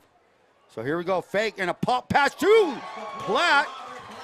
Platt to the 25. Ideal. Executed. Look at that execution by Little. Hold the linebackers half a second right there. Boom. Throw that tight end pop. Good for about 15, 17 yards, Ron. That's one of the best football plays ever. I love it. I love it. And look at, you see the wingspan on Platt right there? That's gosh. That's the length, man. Dang, awesome athlete right there. So the Wildcats now in at the 25-yard line of the Jaguars. 2 receivers on both sides, middle of the field. Carranza's a single back. Carranza swings out. Gutierrez cool. He pops up. He's going to run. He's at the 20, 15, 10, and falls out maybe at the 11. 2:32 remaining. Clock stops as he's knocked out of bounds. So 2:32 remaining. Plenty of time. Wildcats, how many timeouts? 3. No. I have a feeling John called one already, so we could be having 2. Is that correct, Ron? Did Self call one earlier? My producer says it's 3. I'm going to go with the producer over here. 2:31 remaining.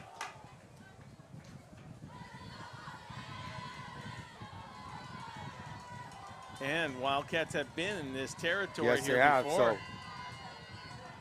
So 2:31 remaining. First and 10 for the Wildcats. They can get a first down before scoring, so that ball's at the 12-yard line. Gutierrez under center, split backs, and we're going to have what? It's going to have to be against the offense here, illegal motion. I didn't see it, but when that whistle blows early like that, usually is down there.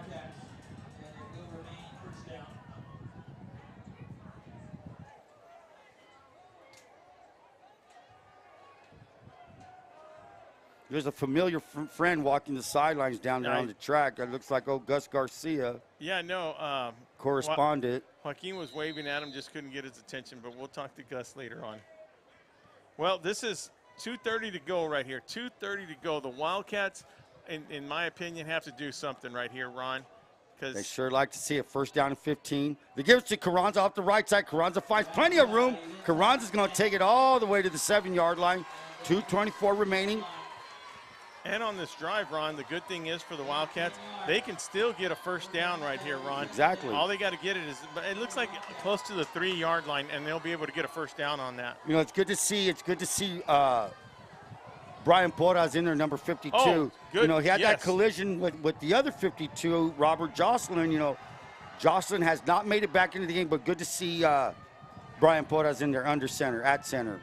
So here we go, motion by Camilo to give us to Carranza. Cuts back, Carranza to the 1. Oh, but first down though, Ron. It's going to be, yeah. First and goal, 4 plays with the minute 50 remaining. Which is good enough for a Brawley first down. Trying to get an update, but this game, this Wildcat senior-led team is not the type of team. 1:40 to go, plenty of time with the first down here, Ron. 2 touchdown leads, and there's Carranza off the right side, and he's going to get in, signaled by the ref. So that's a touchdown for the Wildcats with 1:32 remaining. Wildcats now have their first points of the night. Ron, the atmosphere is phenomenal. Nice. Isn't this nice? I love it. I'm glad to hear. I'm glad to see the stands fill. I mean, I'm real happy about it. Yes. For everybody. A lot of people from Valley Center across the way. Look at student section. It's just good to have football, even though it's a warm night. It's always first game of the year. I mean, for coming back to school and all that stuff. It's just great atmosphere. That's what high school football is all about. And there is Nathan Bono kicks it through. So with 1:32 remaining in the second quarter, we have Valley Center Jaguars 14, Brawley Wildcats 7. And Will Torrez, Ron Rubio, Joaquin Matus will be right back after this. Whether you're looking to purchase or sell, your next home awaits. Give the Dom team a call. With over 50 years of experience and over 100 years in the Imperial Valley, Andy and Doug can help you find the right home at the right price fast. Visit us online at www.thedomteam.com and let Andrew and Doug find the perfect home for you. Call today, 760-337-8600. At Burgers and Beer, our customers are like family. Let's hear what a few of them have to say about us. We're here at Burgers and Beer with the best burgers in town. We get to sit together and enjoy the great food. I like from Burgers and Beers and the lemonade. For the fresh iced tea, whether it's breakfast, lunch, or dinner. It was wonderful, very fast, very efficient. I love the great food and family environment. I love the burgers and the customer service. So come and see us and find out for yourself at Burgers and Beer. 1:32 remaining in the second quarter. Wildcats just drew blood. Now they're down 14-7. Ron, I'd like to start out by saying we have not only a regional, not only a section, we have a state Coach of the Year inducted into the Hall of Fame, none other than Brawley Union High School's Tony Leon. Tony, welcome up here. Hey, thanks for having me, guys. Trying to watch this game here. Nice tackle there by number 2. That's Damian Abarca with the tackle. So now the Wildcats will come out on defense with 1:27 remaining. Hey, but not bad field position for the Valley Center. They start at their own 35-yard line. Well, the Wildcats didn't let those 2 fumbles affect them, Tony. Even though they were both inside the 20, Wildcats, even that punt when they got that first down, thought they were going to hold the Jaguars down deep in their end zone, but they were able to come back on that. Now with 1:27 to go, let's see what Valley Center can do. Do they sit on the ball, Ron, or do they go for it? I think they go for it. I mean, they did it once before. They have a lot of room to play with now. It's a shorter field for them. They're not backed up in their end zone. So let's see what Colton Paxton, they're going to go for it. Paxton set, Paxton throws. Paxton's looking. He's open and overthrows him just by a bit. Now, let me tell you something about the passing game of Valley Center. We have a flag on the field. Last week, on the first drive of the third quarter, had the kid made the catch in the end zone, I believe it was number 2. I'm not going to say who the kid was. Drop pass in the end zone. That could have turned the whole game around because it was the first drive of the second half. Needless to say, they still lost 23-14 to Santa Fe Christian. Yeah, it looks like this penalty is going to be against the Jaguars right here. Really? Yeah, and it could be for 12 players on the field. Because I'm going to count Coach Glister out on the field every play there, Ron. He is. Dang. He's out. He's out in the numbers. Yeah, and it actually, if it's back there where the pass was thrown, they go from back there. They go from where the holding was at. So it can sometimes be more than 10 yards. This one looks like they're going to affect it right from the line of scrimmage, Ron. So it will be. But look, they're looking at 2nd and 20 now with 1:22 to go, and you're saying the Wildcats have all their timeouts. The clock is stopped. Huh. Let's see what they do with it. The give is 2. Looks like number 34, and that is a nice tackle. Nice tackle by number 54 of the Wildcats, and that's William Enders. Enders with a couple of tackles tonight. That one for a loss or no gain at all. So 113, and as you said, John Self calls one of his timeouts. And Tony, you've seen this a lot, especially in the wrestling community with the kids around here. What is one of the first signals that these kids start showing when they start to wear down? When you know, especially in the weight room, Tony. Even if it's just practice or during a tournament, what are some of the things you look for? I see the commitment to the sport.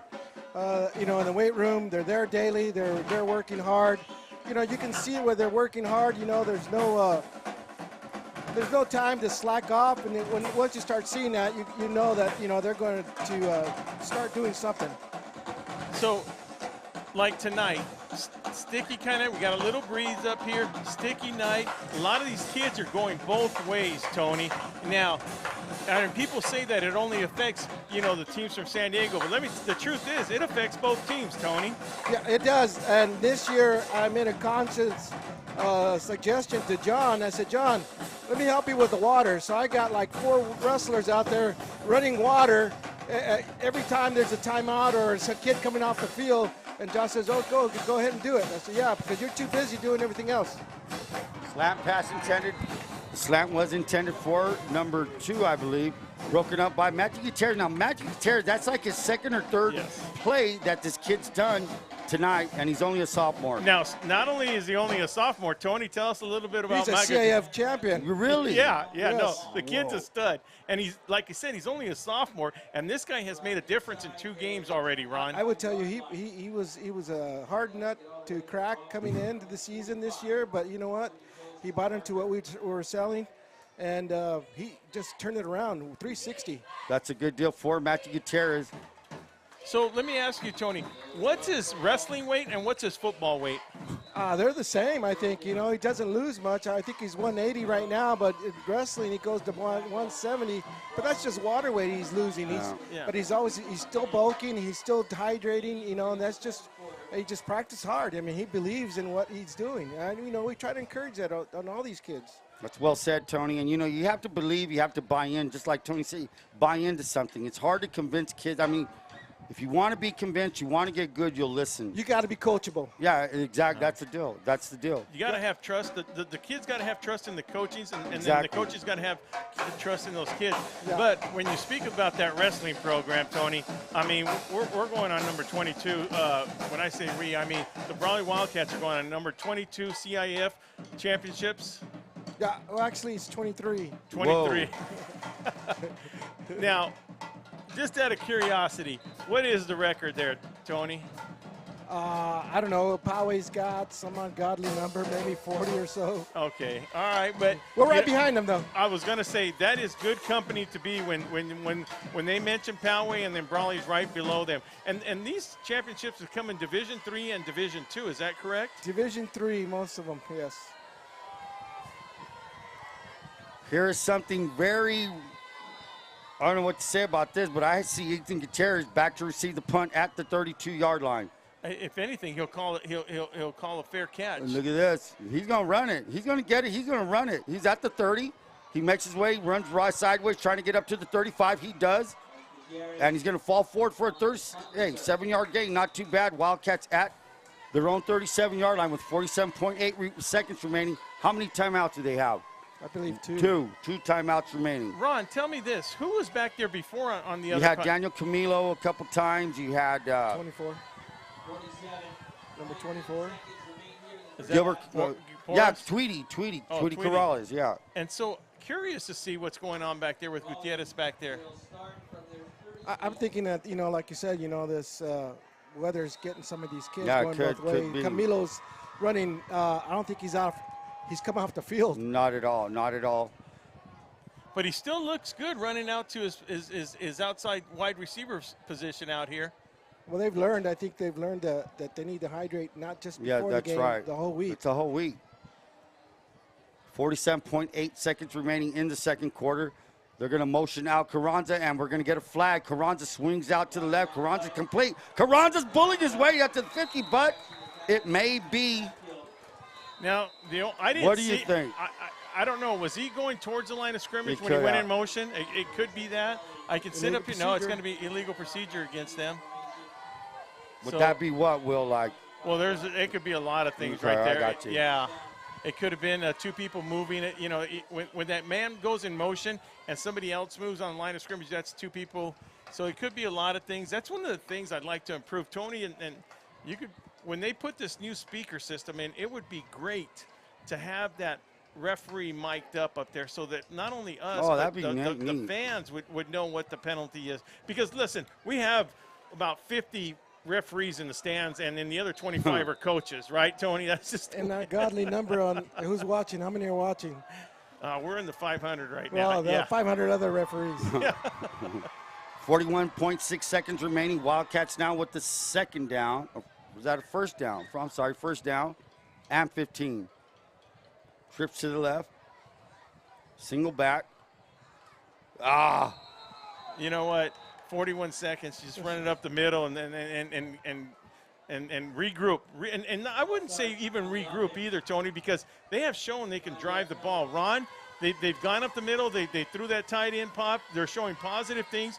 Two bad things, those two fumbles inside the red zone has really hurt the Wildcats. I'm going to disagree. I say bombs away. You got a kid with a golden arm. You got some fast receivers out there. Let's see what happens. Let's see what Van Diver throws. Let's see if he can convince himself to do that. 41.6 seconds. No time run off the clock with that. So now the Wildcats now in a 1st and 20. Even though you're at the 25, still plenty of room. Look at all that open field. Let's go. Here we go. Gutierrez shoots that ball to Platt, and it's picked off by, hits the ground. Incomplete pass. Good play by number 15, Jet Staley. Now, Jet Staley may be the brother of Luke Staley. And I apologize if I'm not pronouncing it. It could be Staley. It's Staley. Staley? His brother wrestled. He was a tough kid. You got it. Yeah, see, little history right here. Tony knows all these wrestlers that play in the football program. Well, you know what? That's what I said earlier. Valley Center and Brawley kind of mirror each other. There's kids that wrestle that play football. There's kids that play football that run track. And that's where I met the Staley kid, Luke, number 5. So here we go. Wildcats now with the second down and, let's say, 20 again.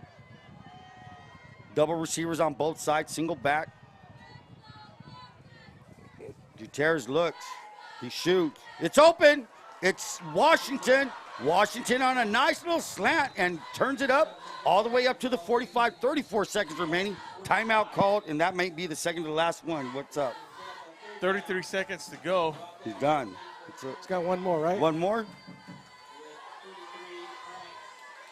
So while we get this timeout tough, right tough now. Tough half. Yeah, 33 seconds to go. Ron said that they would go for it. And lucky that ball wasn't caught. Picked. Hey, the old saying is, when you throw the ball, 3 things can happen, and 2 of them aren't good. A drop pass, interception. The only good thing is you catch it. That's the old saying.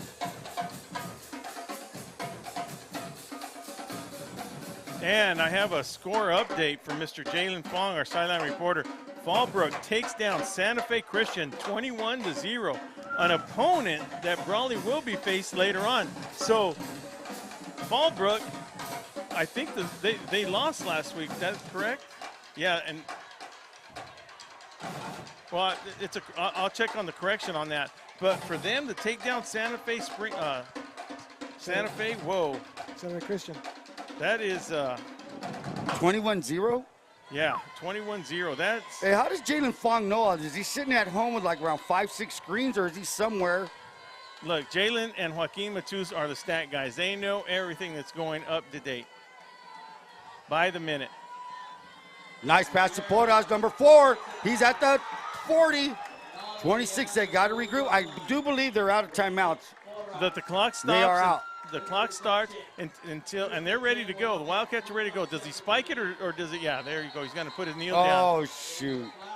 We weren't ready. The chains weren't ready. What's up with that? Well, so no play if the chains weren't ready. Illegal procedure. Illegal procedure. What? Yeah. So the thing is that the clock will start as soon as the ball is ready for play because that play won't count, so the kneeling won't count. So the clock should start. Illegal procedure against the Wildcats. No clock. Is that their second one of this drive or And no third? clock. So Wildcats There getting it the is. ball. There it is. There's the clock starting right there. Gutierrez looks. He steps up. He's running to his right. He may take off. He throws it down the sidelines and it's Knocked down. knocked down. I couldn't even see where that ball was at.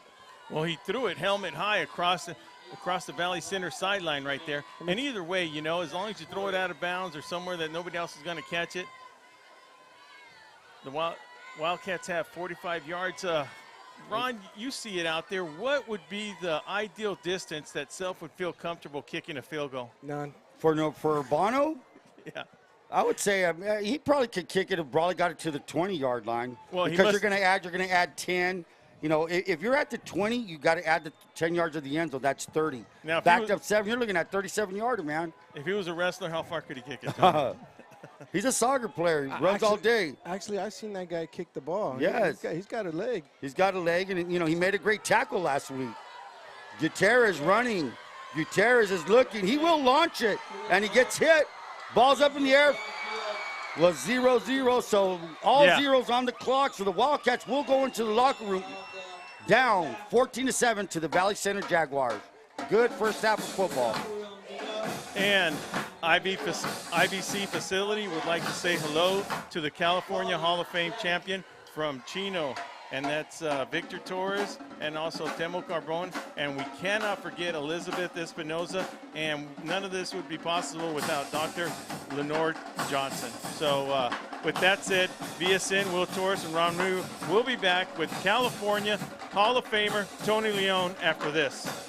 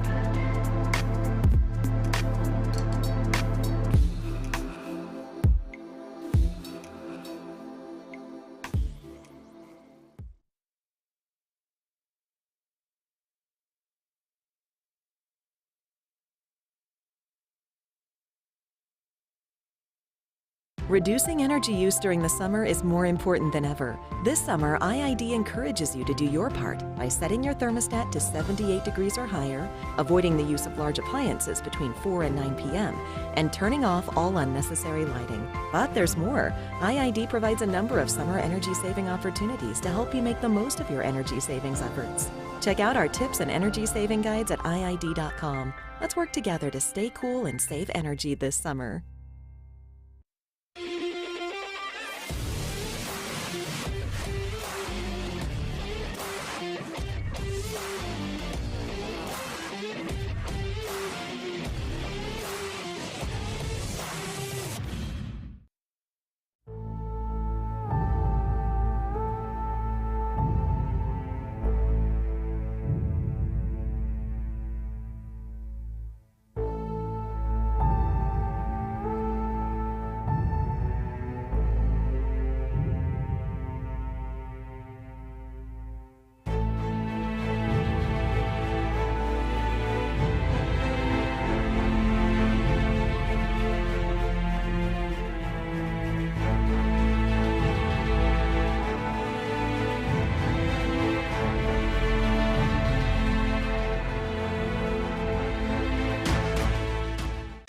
Whether you're looking to purchase or sell, your next home awaits.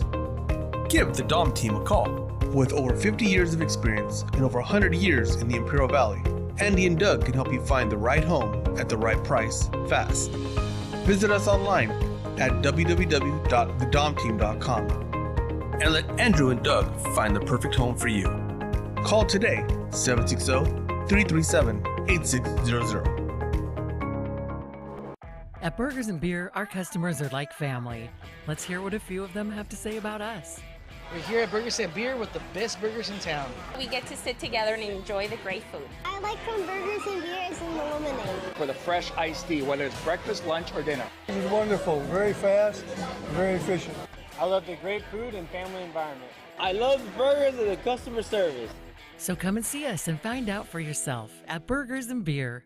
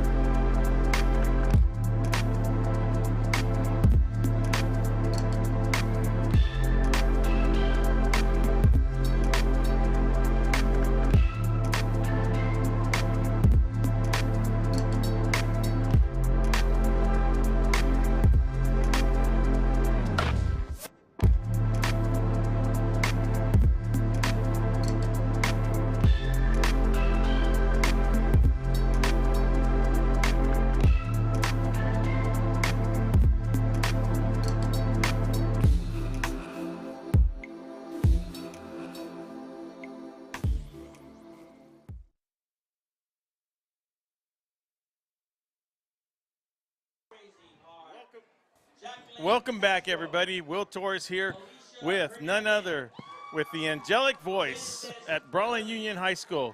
Hall of Famer, State of California, no small task, great company when they nominate you, Hall of Famer, State of California. We said that earlier before the half, Tony, and on behalf of VSN, congratulations. That's just not common, Tony. I mean, I can probably say that you're the first Hall of Famer coach in the state of California from Imperial Valley. I don't know, Will. I really haven't checked, but yeah, I think I am, but I could be wrong. That's okay. That's a whole new company. That's a whole new group, a whole new environment and great atmosphere to be around, Tony. So, like I said, I know for a fact that Brawley Union Union is proud of you, and everybody else, especially in the wrestling community, because that's a tight community. And for the people that don't know, Tony is the wrestling coach here. He's got 23 CIF championships under his belt with the only place you've ever coached, right, Tony? That's it, the only place I've coached. Not only that, he's also an alumni. If people don't know, I believe he's from the class of 1979. Correct. Class of 1975. He was a standout athlete. He was a football player, and he was a four-year starter on the wrestling program under, I believe, Coach Smith, right? Yeah, Coach Smith. So 3-year starter. I was thrown in there my sophomore year to wrestle one of the toughest kids in California. I'm sure glad that guy didn't make weight. So when we speak about that, Tony, and that's 40 years ago, Tony. 40 plus years ago. You find yourself in this situation. And look, the 23 CIF titles, they're great. Now, that never gets old. It doesn't matter what you say, and that's just an awesome feeling. But is there something out there you're still chasing when it comes to the wrestling? Good question. Yeah, we chase a lot of titles, but more than that, I just want to make sure that these kids, understand what the sport does to them in their future lives. Not giving up, not giving up on yourself, getting through some tough situations. I'm still to the point where I think Biaggi used to say this, that we're just weak mentally. And I think that was a lot to do when I was younger. I was trying to get these kids to be stronger, strong-minded, to get out there and chase their dreams. You don't get nothing because you're trying to do nothing. You're trying to encourage them. Hey, reach for the stars. I don't cut nobody off our program. I don't. I let them take care of themselves. Because one day you'll be coaching a famous doctor or somebody who's found cancer, a cure for cancer, or you never know. the next governor of California, or, you know, the president of the United States. Well, on that note right there, Tony, you said something that's very interesting. But people in the wrestling community and people sometimes looking outside in, which, you know, we're really happy. One of my favorite things is covering these tournaments, especially, you know, when it comes to the girls tournament that you have down here every year, run by your brother Raymond Leon. Mentally tough. Mentally tough. And look, when you talk to people that, not just to the people that come to a lot of football games, when it comes to the high school football games, when they find out that a wrestler also plays football, that's a different type of athlete right there, Tony. Oh yeah, I mean they got some talent, and you know they're using every bit of it to make themselves better. Not only on the field or the other sport, but you know also in the classroom. You know, because you're a student athlete first, and that's what we strive to. We're sending 4 kids to college this year, and they're all going to Vanguard University, and I can't wait to go watch them. But you know, we try to make them, you know, understand, you know, that you know not only on the field but also in the classroom, you got to make yourself a student, not of just the game, but also a student, the learning student as well. Now, in your wrestling program right here, and not just football, but I do want you to name some of the football players that are wrestlers out here. Well, you know what? Let's start with the football program. How many of your wrestlers are on the football team right now? I would say about 8. See, that's a plus right there, and that's something you encourage, right? Oh, yeah. I encourage to play every sport. Yeah. There's no, you know, I don't hold anybody back. I say, you know, if that's your passion, just what you want to do, then go after it. But do me a favor.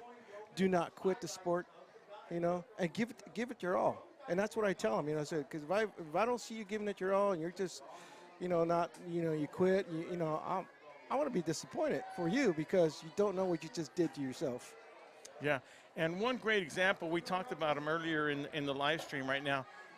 Matt Gutierrez, he's only a sophomore. He's a CIF champion, and he's making a difference. And there's another guy that's a junior right now, Robert Platt. These two guys are wrestling CIF champ. I believe Platt was a CIF champ as a freshman, right, Tony? Correct. And they're making a difference on the football field, and they make a difference in the wrestling room. So, I mean, credit to that mentally tough mentality that the wrestling program brings. And I'm not saying it all comes from there, but it continues through there and it keeps it going. Yeah, and encourage them, and you mentor them, and you build them up, you motivate them, and that's what it's all about, is them, you know, understanding, say, you know what, Coach, you're right. I can make a difference. I can get through this. I can, you know, push through this, you know, and it's going to be tough, but I'm going to get through it. And that's when you start seeing those little gains, you know. Matt, for instance, you know, Matt came in his first freshman year, and, you know, he was a real tough nut to crack, you know, but brought him in, talked to him, you know, hey, you know, this is what I see in you, this is what I expect out of you, you know, and then after a while, you know, he just start turning, you know, and his eyes just getting wider and wider, and he's like, confidence grows. Yes, is that what it is? Yes, and he says, Coach, I can do this. I said, exactly, you can do it, you know, and he lost he lost to a Staley kid, you know. He lost. Oh, the Valley Center kid that's playing out here? No, not that one, his brother. Oh, okay. But, you know, hey, you know what? He went back out there at CIF, and he beat those kids that beat him during the season. Oh, but he was so jacked up. He almost got a penalty out there, you know. If I was a referee, I would throw a flag on him, because he would come out there and just scream and just like, you know, and he was so excited because he was able to learn and come back and learn how to win. You know, and didn't give any breaks, you know, and didn't give any of those easy points away. Now, 2 more subjects I want to talk about, and this is one of the things you do not have an issue with, the numbers on the wrestling team. Whether it be, and I know you oversee the girls, right? Just because, or is that just all that falls under Raymond? It's all encompassed, you know, it's under the Brawley program, but my brother runs his program. He does a great job at it. Super proud of what he's done with those girls, and again, those girls also buy into it, you know. Yeah. And so, I mean, I should just say hi to the girls and bye, but I don't. I try to encourage sometimes when when they need it. I see them, you know, a little bit of motivation or whatever, and I tell them, you know, pick up your head, you know, push forward, let's get through this, you know. Yeah, so yeah, but he does a great job with the girls. No, and not only that, the other thing is. Ryan Leon, such an asset when it comes to the VSN live streams that when we have, whether it's the Masters or whether it's the Hopeville tournament in Hopeville, the Rotary tournament down there. The knowledge that these kids, once they leave these programs, but I know Ryan's been with you and he's your son, and they fall under that category that they never leave. But the knowledge that they bring, to me, it amazes me, because even just listening to them, Tony, I learned something that's changed, evolved over the years. You know, my son is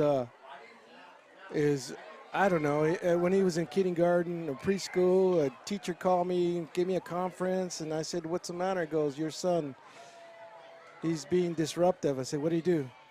He dove on the ground, started crawling around like an army man. And I'm here trying to teach him. And so I asked him, "Ryan, what did you just learn?" And he word for word told me what I said.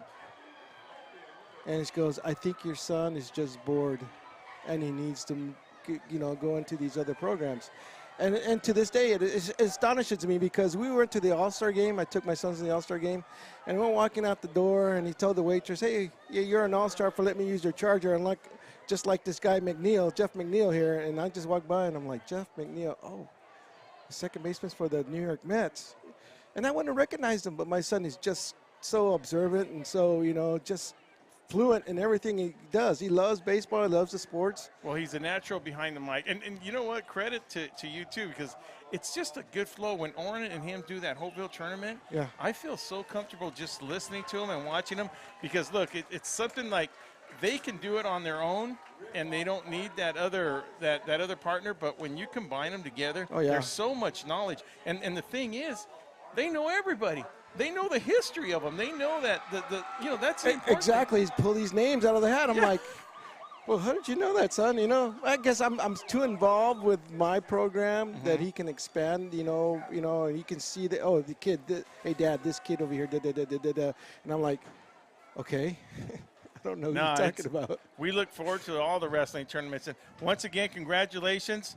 You know, Thank Hall you, of Famer, state of California. That's an accomplishment that we won't see in a long time. I mean, it's just something very special for the community of Brawley and the whole Imperial Valley. So, Tony, thank you for being our guest up there, and we'll be seeing you later on in the next couple of months coming up for sure. Definitely. So good luck with that. VSN will be right back after this for the kickoff.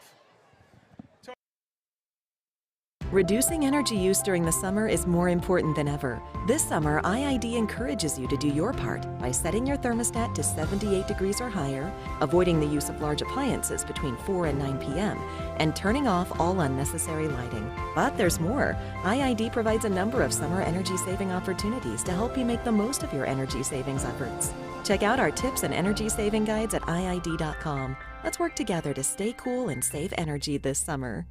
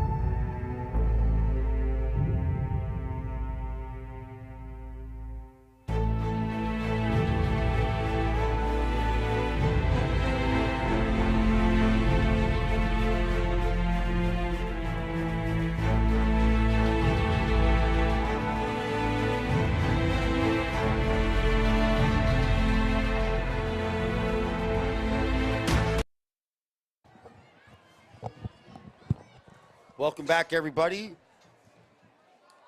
We're about to start the second half here of the Brawley Wildcats game versus the Valley Center Jaguars, 14-7. Brawley is behind. And some updates on some scores. We have a 30-14 score down south in Central. Central seems to be pulling away now deep in the fourth quarter. And another score, right? One of our other scores that we have right here is Imperial Tigers. Seth Shaw making the difference down there at Imperial Tiger Stadium, 14-3, and that's Seth Shaw with an 8-yard touchdown run. So he had a touchdown run and a fumble recovery. Was that right or what? Yes. He had a fumble recovery for 75 yards, and he had an 8-yard run from the line of scrimmage for another touchdown there, Ron. Okay, here we go. We're about to set off the kickoff. We had a late night start. That's why it's going 5 minutes till 9. The game got kicked off at 7:30. There was a JV game prior to the varsity game. So here go the Wildcats now. Down 14-7. Deep to receive is Damian Abarca and Daniel Camilo. Set to kick is number 34 of, that is Noel Vasquez. So that ball's going to sail all the way through. Great weapon to have when you have a kicker that can nail it all the way through. Brawley will set up camp at their 20-yard line. Hey, and we had Rick up here before you came up here, Ron. Can you tell us a little bit about both the freshmen? I know the freshmen lost to Valley Center by 2 points because CJ Rechital had 2 scores on that, but they ended up on the losing end on that. How was the JV score? The Brawley JV got away with a win, 28-14, well-fought game. And you know what? 28-14 JV score, 17-15 freshman score. Look at the scuffle you're having right in front of you. Just true traditional football team, just going at each other, all 3 levels. That's a credit to, everybody involved. So good stuff, good night. The Wildcats now will have another penalty. So this has kind of been a little setback for the Wildcats. Will, wouldn't you say a couple penalties on every drive? Well, when you get those penalties, they will hurt you down here in the end zone. But I think Valley Center has had the equal amount because that 15-yard hurt them. But you go back, those 2 turnovers inside the red zone, those are the real killers right now because it would have made a difference. Because they're not really stopping the Wildcats all the time. I believe Carranza hasn't even punted yet. That's a very good point. So give this to, that is Carranza speaking. No, Carranza going to bull his way up to the 20, gets that penalty yardage back. So the Wildcats now will have a 2nd down and 10. And this is a story with Valley Center. Last week versus Santa Fe Christian, who lost to Fallbrook. Did we mention that already? Yes. Fallbrook has beaten them. Anyhow, we did. They had a whole bunch of penalties, unnecessary penalties. They seem to have knocked that off, and now the Wildcats now trying to get that off their back. So 11:28 remaining. As we said, Wildcats down 14-7. Just the start of the 3rd quarter. Hope you're enjoying your night with us. A beautiful night. The weather, I don't care if it's 100 degrees still, Ronnie. This is football, nice. Friday night football. It's nice now. Here we go. Gutierrez, look, he's going to shoot that out to Camilo. Camilo makes something out of nothing, gets a couple of yards. And I know a lot of people like to stay indoors, and we really appreciate everybody that gets together with the family, whether you're out of town or couldn't make it to the game. Listen, all these sponsors that we name out, we could not have made it without them. We've had some new people on board, IVC, El Central Police Department, and then our traditional ones, Dom, Ojeda, Top Notch, and then Havens. I mean, and there's many more. I can't name them all right now, but Ron, as you know, these sponsors, when you see anybody you know in them, always say a thank you to them because this would not be possible without their help. And here's that motion again with Carranza. They swing him out, and here comes Camilo. So the Valley Center defense not fooled by all that moving around. They just stayed at home, did their job, and now they're going to force Brawley to punt at their own 27-yard line. So that was a good 3-and-out for Valley Center. Yeah, it was. Coming off out of that break right there, to see the Brawley Wildcats go 4th down, 4th and 5, I'm guessing if this was more midfield, I'd even see Coach John Self going for it, but this is way too far back. Way too far. Yeah. So we're going to have 2 receivers back to return. Carranza now standing at his own 12-yard line. Good snap. The punt is up. Nice high punt. Get away, as they say, and the ball bounces out too. And, hey, Valley Center is going to start at the 42-yard line. So great field position for Valley Center with 10:16 remaining in the 3rd quarter. Now, this, it's very early, right? Like you said. It's early, man. It's early to go, but with the score 14-7, if Valley Center gets a 1st down, they might be looking at 4-down territory, Ron. I don't know. It's still real early. I'm just thinking a little bit ahead. Things haven't gone the Wildcats' way when you talk about the ball bouncing their way. Not that they're doing anything bad. I mean, if you take away those 2 miscues on those fumbles, they're actually playing very decent ball, but at the same time, so is the Valley Center Jaguars. Both of them, both quality programs. For sure. 1st and 10 for Valley Center. Colton Paxton, the give is to number 40. That's Villalobos. Villalobos now nothing. Gets back to the line of scrimmage. Looks like that's Mario Carranza back on the tackle. Carranza's pretty busy today, making some tackles behind the line of scrimmage. And that's what you do when you're facing a good running football team. This is a dream come true for linebackers, man. You're going to be busy making some tackles. So keep your eyes on number 32 and number 31 as well. That is Chris Camilo. Nice shot out there. Polk Colton. That kid just stands there. Hey, I saw the kid warming up, Paxton, at 6'1". When you're that high up there in the sky, I mean, I'm a short little guy, but when you're up there, your aim is like a dart. That was a dart thrown right there. Completed 2 solis, I believe. 3rd down and 1 at the 49-yard line. Mario Casares. Casares. Now, was he a starter last year, Ron? Casares has been a starter for 3 years. Wow. The Villalobos trying to find his way through, and Villalobos may get it. He does get it. He gets the 1st down. As we said, they're inside Wildcat territory now at the 47-yard line. That's enough for a 1st down, Ron. Wow. First down, first drive of the second half for them. Last week, they came out with a good drive against Santa Fe Christian. They were down at the time, I think it was a 7-7 score, tie score versus a good Santa Fe Christian team. They throw a pass into the corner of the end zone. The guy should have had it, didn't. That kind of turned things around. Here comes Villalobos again. Just a Villalobos Scripps wrench versus Santa Fe Christian. So, like I said, maybe they learned from their mistake, because right now what I'm seeing out of Valley Center, they cut out the penalties. They had a ton of penalties last week. So once you eliminate going back, losing ground by yards, by penalties, your offense gets a better flow. And they cut out some they had personal fouls. I mean, it was kind of a messy game at times. But now they're on a different page tonight. Paxton with that long drive. Paxton loads it up. Paxton's looking for number 2. Paxton back to defend, intended for number 2, Jake Dunkel. And let me tell you something, Dunkel's a great returner, long, lengthy kid. But guess what? There was a long, lengthy kid defending him in Makai Washington. Makai Washington doing it on both sides of the line of scrimmage. Doing it. Yeah, good for him. Makai's come a long way, man. Yes. I mean, he just looks like he may be cramping up a little bit.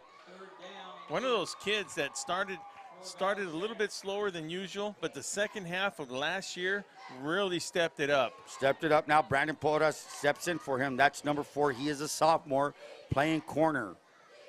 Paxton looking again. Paxton tries to shoot that. Oh, and it's hit. Tweety Corrales to the 50. Corrales to the 30. To the 25. Hey. He went into the cookie jar way too many times, and he just gunned it, and Corrales was there. Corrales takes it too. This could be the play changing right now. That play could change things around. And just when you saw that, we were talking about the Valley Center being able to drive on that Wildcat defense. And look, the Wildcat defense steps up. Corrales gets in there, gets in front of it, hangs onto the ball, and puts them in excellent, on the 25-yard line, puts them in excellent position to at least put some points on the board. Minimum 3 right now. So 8:08 remaining in the third quarter. That's something the Wildcats needed.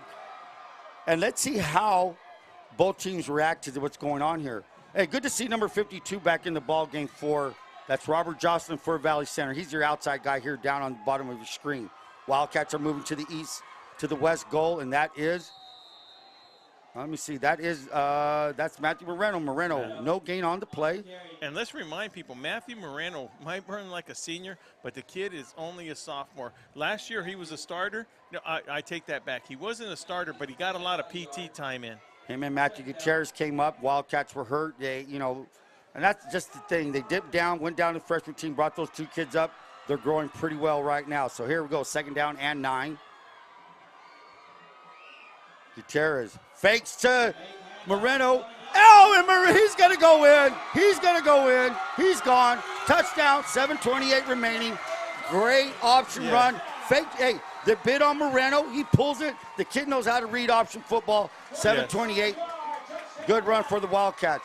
So not only the Wildcats get that big turnover, they cash in on it. Yeah, and when you talk about cashing in, you talk about Ethan Gutierrez. If there's something Gutierrez can do, he's the read, and after he passes that line of scrimmage, he's so deceptive to avoid the defensive tacklers on the other side of the ball, Ron.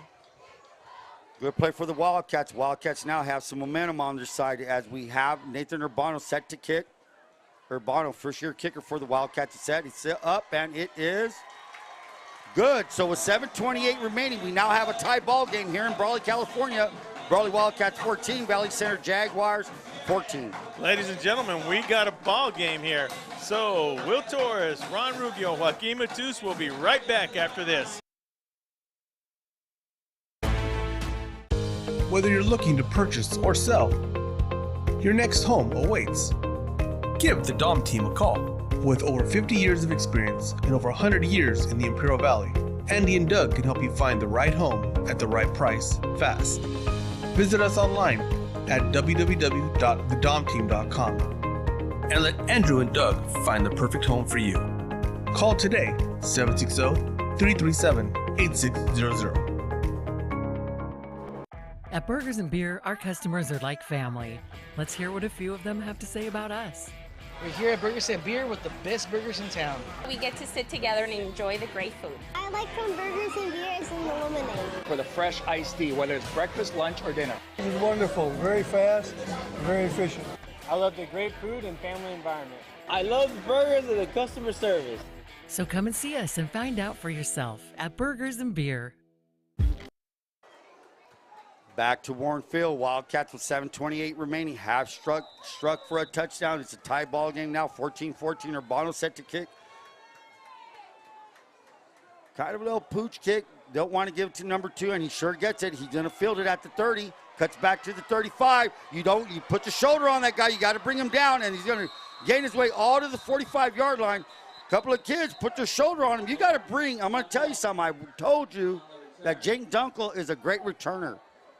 He he had 2 big returns last week.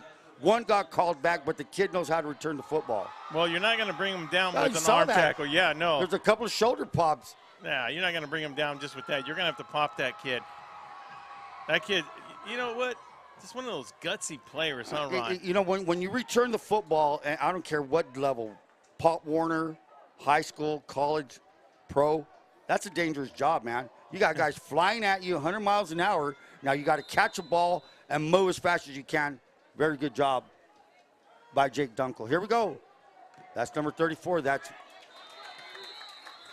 Now, no Vasquez now finding too much. Right now, what I've seen the last 2 started this second series, and maybe towards the end of the first half, Brawley's kind of tightening the screws on the running game for Valley Center. Yeah, Matthew Moreno in on the tackle. I couldn't get the number of that inside linebacker, but I do believe it was number 31, Chris Camilo in on there. Camilo, like I said, against a running offense like this, you're actually be big like deer in headlights. So here we go. Looks like Matt got a couple of sophomores in there, 18. That's Matthew Gutierrez, and you have number 23, Mr. Moreno, Matthew Moreno. And that's something we haven't talked about at all. You do have 2 brothers playing out there, senior. Oh, that's right. I always keep forgetting about it, and they're neighbor kids of mine. Here we go. So the Camilo's there, number 6. There's the give is 2. Nice play. Almost going for a strip. Camilo on the tackle. You had Gutierrez on the tackle, and it looks like Chris got in on it. So a good run, 3rd down and 3. You could see that play developing when the left side started pulling down. Yeah. But good defensive job by the Wildcats to hold them tough like that. That's when you get those good. That's what we were talking about. Chris Camilo coming in down the line of scrimmage on the opposite side to make a tackle there for the Wildcats. 5:59 remaining in the 3rd quarter. Paxton sets a throw. He shoots. It's in caught pass. Complete to number 18, and that is Jason Vasquez. So good enough for a 1st down, Ron. Good shot by Colton Paxton. You know, he's sure about it. Hey, that's a good call by the quarterback. He threw a pick last drive. Now come back. Let's get his confidence back. And you talk about confidence. It was 3rd down, 3rd and 3 run, and he throws that Not little easy. short pass. Not easy. Not easy thing to do. They did it. 1st and 10 at the Brawley Wildcat 45-yard line. So here's the story. Brawley Wildcats need to make a stand right here. Paxton back. He's looking. He has time. No, he's going to roll to his left. He has a lot of area. Pass up in the air. Little tip drill going. Oh, there was a lot of blue jerseys around there. That might have been intended for Kevin Garcia, 6 foot 180. the thing is, Alex Castillo, number 66, was chasing him. That's what made him throw it so quick like that. But for a big guy, he can sure get around that corner. Castillo's a pretty quick-footed defensive tackle kid there. So the Wildcats now have the Jaguars on a 2nd down attempt from the 45-yard line. 5:26 remaining in the 3rd quarter. Once again, Ronnie, great crowd to see this great game tonight. Good stuff. And there is. Did I see the fumble? Did I see the ball? No, they're really, it did look like it was loose, but no, Vasquez is holding on to the ball. They're keying in on Vasquez, and you know what? Credit to Vasquez. That is one tough running back. Like we said, he goes both ways. He's their kick. He's also their punter and their PAT. So, good job. Now they're looking at a 3rd and 9, Ron. 3rd and 9, and I'm wondering right now what's up with Corey Villalobos, number 40. Paxton back to throw. He's being rushed. He's going to shoot that out. He's open. Complete to number 4. Defended on the play by Daniel Camilo, but not until he gains yardage up to the 31-yard line of the Wildcats. So another big 3rd down conversion. Yeah. Big conversion. Yeah, one of those things, let's just be honest. Camilo's got to make that play a little bit tighter on maybe. that. First attempt for the Jaguars. 4:46 remaining.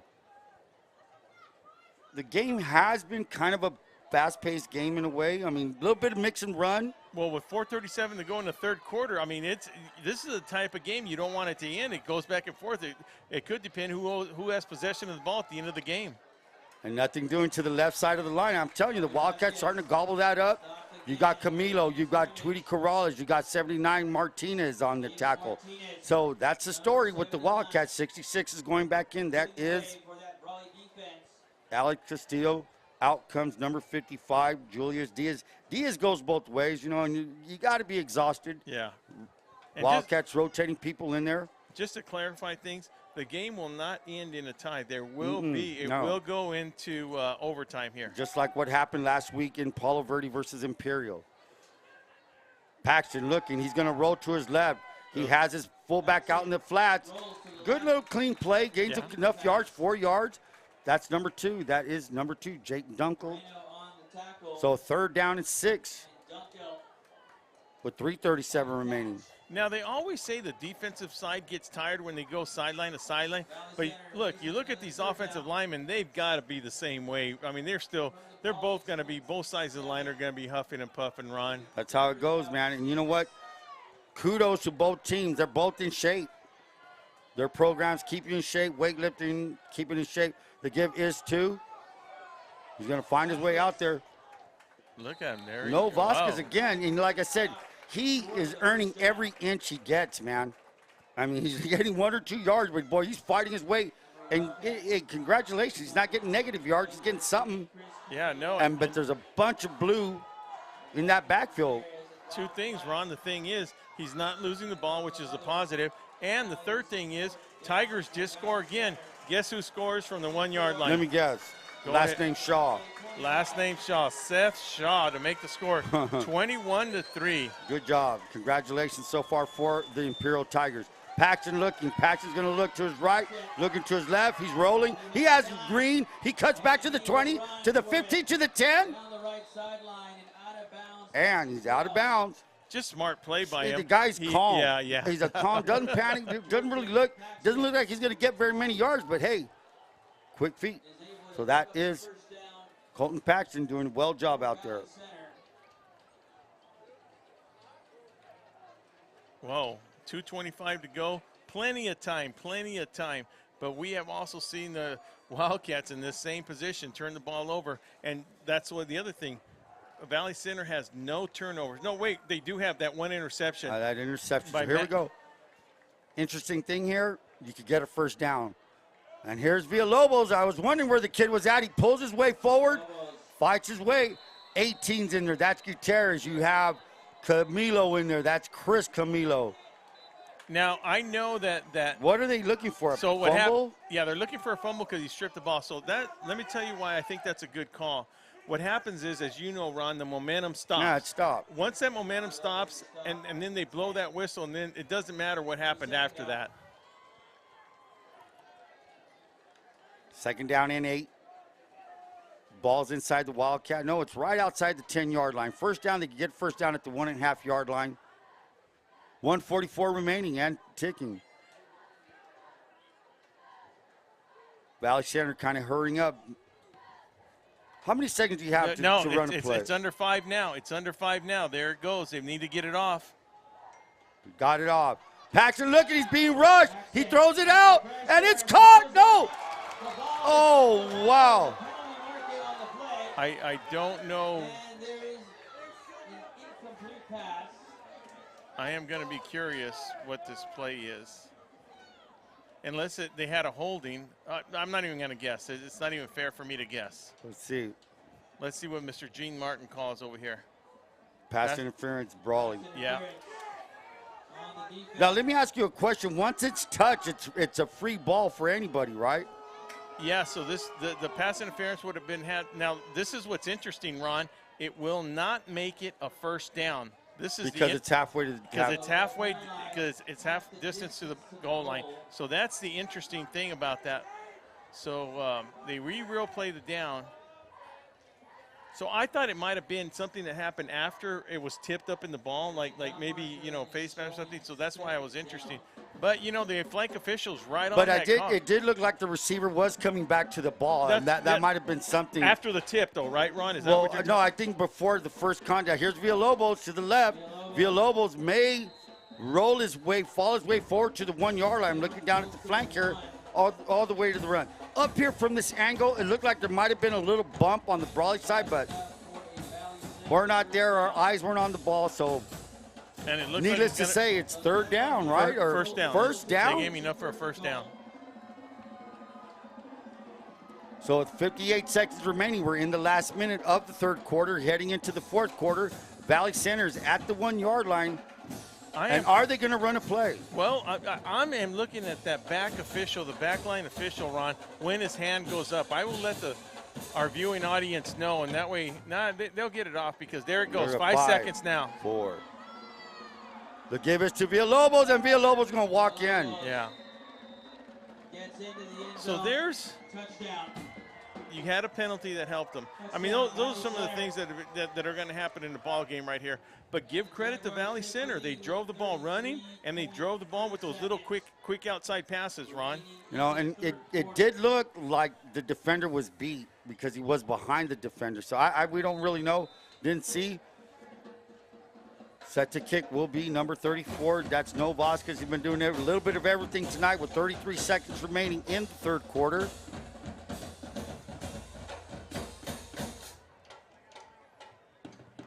And the kick is up, and it is an important 1 point. So with 33 seconds remaining in the third quarter, we now have the Valley Center Jaguars 21, Brawley Wildcats 14. VSN will be right back after this.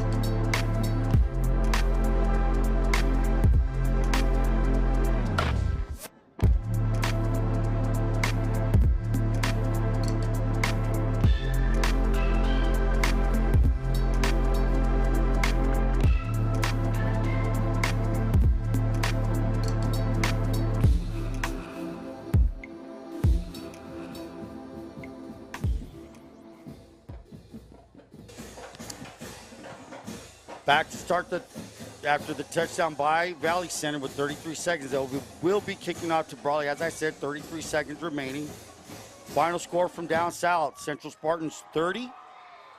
Point Loma Pointers 14. So congratulations to Central and Rookie Pena. Are you saying that's a final right there? It's a final. It's a done deal. Whoa. So we welcome all the fans that were watching Johnny Moe and the legend Vic Carrillo. at the Central Spartan at Cal Jones Field. Welcome. We got a good ball game right here with 21-14 to go, as Ron said, 31 seconds to go for the end of the third quarter. As the ball gets kicked out of bounds, it will be placed on the 20-yard line right here. So, Ron. There we go, man. This is a heavyweight fight right here. This is what it's about right here. A couple of key things have happened to the Wildcats that could have changed things around, but needless to say, they're still in this ball game, and I mean they're neck to neck with these Jaguars. Score from down south is Imperial 21. Ahead 21-3 with a minute and 40-some seconds left. So here we go. Wildcats now. No need to panic. Plenty of time. Torrez.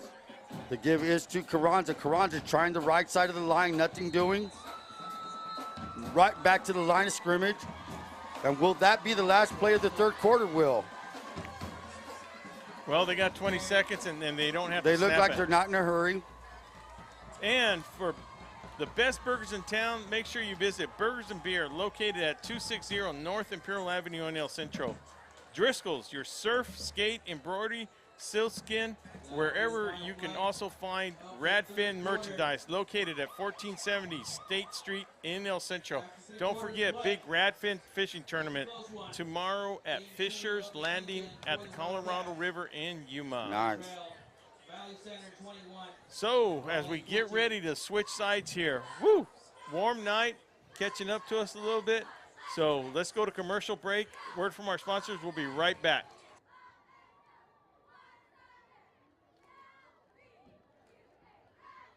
Reducing energy use during the summer is more important than ever. This summer, IID encourages you to do your part by setting your thermostat to 78 degrees or higher, avoiding the use of large appliances between 4 and 9 p.m., and turning off all unnecessary lighting. But there's more. IID provides a number of summer energy-saving opportunities to help you make the most of your energy savings efforts. Check out our tips and energy-saving guides at IID.com. Let's work together to stay cool and save energy this summer.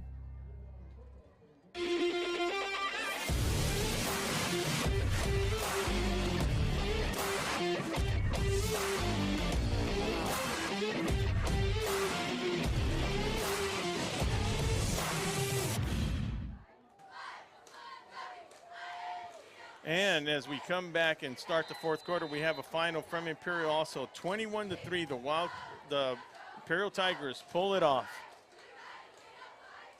Wildcats looking at first down, Ron, on the 20-yard line. First down for the Wildcats. Gutierrez again with that run pass off to Camilo. Camilo drops it. Now, Will, was that a fumble? It was a backward, so it looks like a pitch, right? Well, he threw it backward, so it's a live ball if he dropped it. Correct or wrong? Well, I'm curious what they called. To me, it looked like the pass was a lateral pass, right? But then he bobbled it. Then he went past, to make it a regular pass, but he fumbled it. So I don't know. See, now that's why they're going to go talk about it. They're going to go talk about it because that's interesting. Because if you're bobbling the ball but still moving forward, you see what I mean? Yeah. It's kind of so incomplete pass was the story. No, they're going to give him a first down on that. Well, they got a couple yards. I mean, a third down on that. Second down and 7.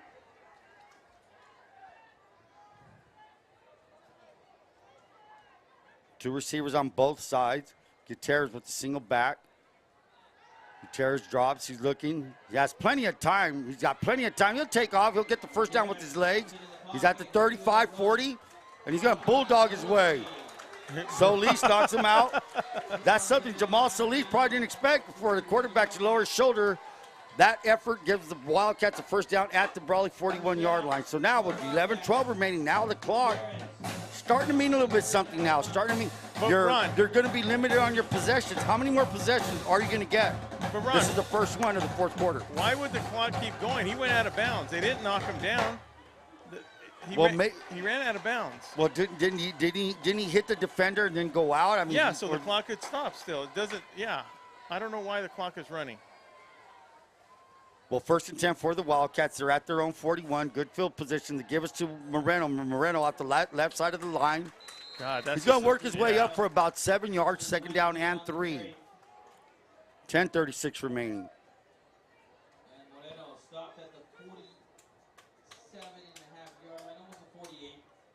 Yeah, it's interesting. This, like, depending how long it takes these, because, Ron, if the Wildcats can score right here, you know, they'll be able to give these Jaguars a chance with the ball back. And, you know, Sure. what can happen? I mean, Jesus.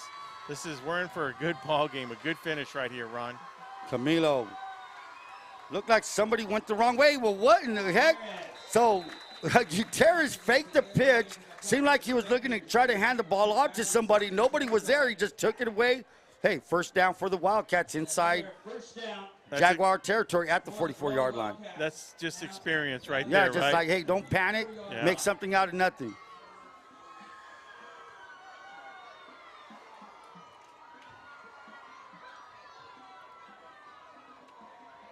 And now that they're in Valley Center territory on the 44-yard line right here, first down, Wildcats driving.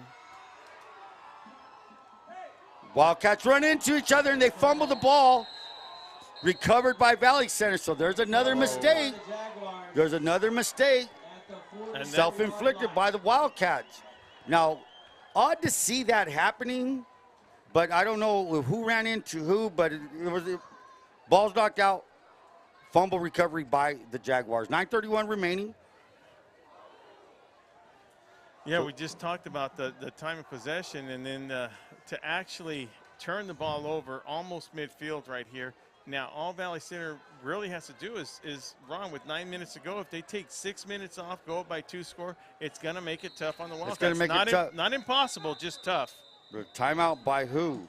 The Wildcats take a defensive timeout. Don't tell me somebody was not on the field. And yes, that may have been the situation. So with 9:31 remaining, we have the visiting Valley Center Jaguars 21, Brawley Wildcats 14. Once again, VSN will be right back after this.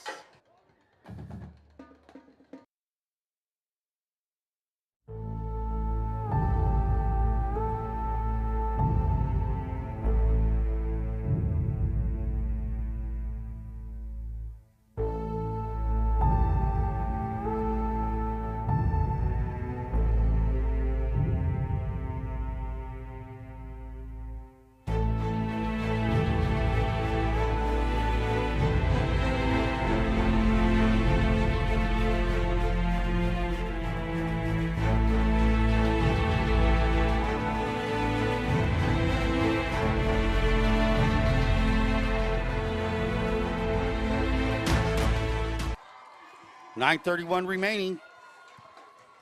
Jaguars at their own 45-yard line. Big drive ahead. Now time is of the essence. We're under 10 minutes in the fourth quarter. Wildcats showing blitz. That's Casares. And there's Paxton launching it up for Solis. He comes back for it. Defended by number 6, Daniel Camilo. Well-defended play. Ran with them down the sideline. Incomplete pass. Second down and 10.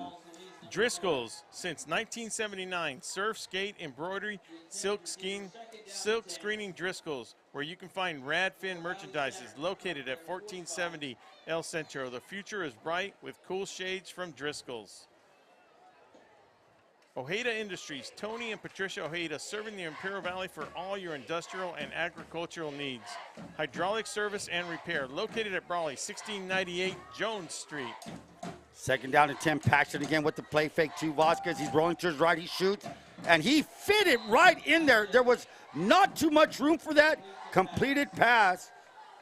And let me get that kid's number. Number 2. That's the man, Jake Dunkel. Great play. Hey, man, that kid, Paxton. Nice rollout pass completed. 3rd and 1. Not enough for a first down. So a big play here for both teams. That's true, Ron. That's big. This is a big play with 8:56 to go. 3rd down 1. They don't make it. I bet you they go for it. Here we go. The give is to. No, it's not. He's going to boot out to the right. Does he have time? And he's going to fall forward. He does have the first down, it looks like. The flanks are standing at the 45-yard line, and that's enough for a first down. That's enough for a first down. Baird, he was able to duck in underneath that tackle. They got the first down, and that was a gutsy call for that quarterback on that bootleg, that naked bootleg right there, Ron. And he just barely made it. Good effort. So 8:42 remaining. The clock is running. Wildcats down by 7. Ball. Jaguars have the ball at the Wildcat 45-yard line. Wildcats are showing a blitz. The give is to number 40. That's Villalobos. Villalobos now being brought down by number 66. That is Alex Castillo and a host of other Wildcats. Let's see some of the kids getting up there. That looks like number 6, Danny Camilo, sticking his nose in there, getting assisting on the tackle. 8:13 remaining. 8:13 remaining. And now this is the time of the game right here, man. I'm going to praise one of my idols, Magic Johnson. Winning time right here. Who wants to win? Do you want to get this drive and keep rolling, or do the Wildcats want to stop, get the ball back for their offense? It's winning time. Let's see what happens. 2nd down and 7.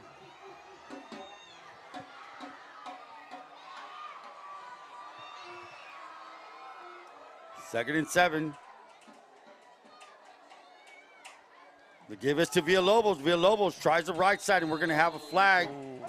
That's in the area of holding. That is in the area of holding. And while we take a look at that penalty right now, I'd like to say thanks to Sanders Incorporated, Architect and Engineering. At Jimmy Sanders Incorporated, Architect and Engineering is our enterprise. A leader in design, development, and delivery. Sanders Incorporated is a proud sponsor of Imperial Valley football and want to wish all Imperial Valley schools a safe and successful season. What are we looking at the penalty out there, Ron? Was it a holding? It looked like a chop block if you come down here, right? Yeah, that was a chop block. And now who calls that, Will? And explain a chop block. So a chop block is when two defenders, actually, the only time it's legal is when two offensive linemen block the defensive lineman at the same time. That's the only time that makes it legal. But you cannot hit somebody high and somebody come in and hit them low. That is what they consider the chop block on that. So that's a 15-yarder, right? 15-yarder. That's a big one. That's a big one. Marianne Valenzuela Feenleaf with your State Farm Insurance agent in Imperial Valley. Like a good neighbor, she's located at 122 Main Street in Brawley. Call State Farm agent Marianne Valenzuela at 354-0447 for all your insurance needs. 7:33 and the clock is running now. 2nd down and 23. Wildcats are showing blitz. Paxton looking. He's going to launch it. He throws. That's a complete pass. 2 flags out there, Two flags on the field. Could it be a push-off? You got your flank, and you have the back judge throwing a flag. And speaking of locations here, I'd like to congratulate Liz Gonzalez. Ron, you coached your kid many years ago. Noah Liz Gonzalez, good kid. Yeah, down there at Hart Insurance, located on Main Street, but she will be moving to the old 7-Eleven located on Highway 86 and K Street. And I'd like to say a big old hello to Hart Insurance. You can always reach her for all your insurance needs, 760-344-1400. I got that number memorized all the time. Good one. Liz and all the girls, just a big old hello from the VSN crew. Love you guys. What's the conference you think about this penalty, Will? Well, you got 2 flags thrown simultaneously, it looked like.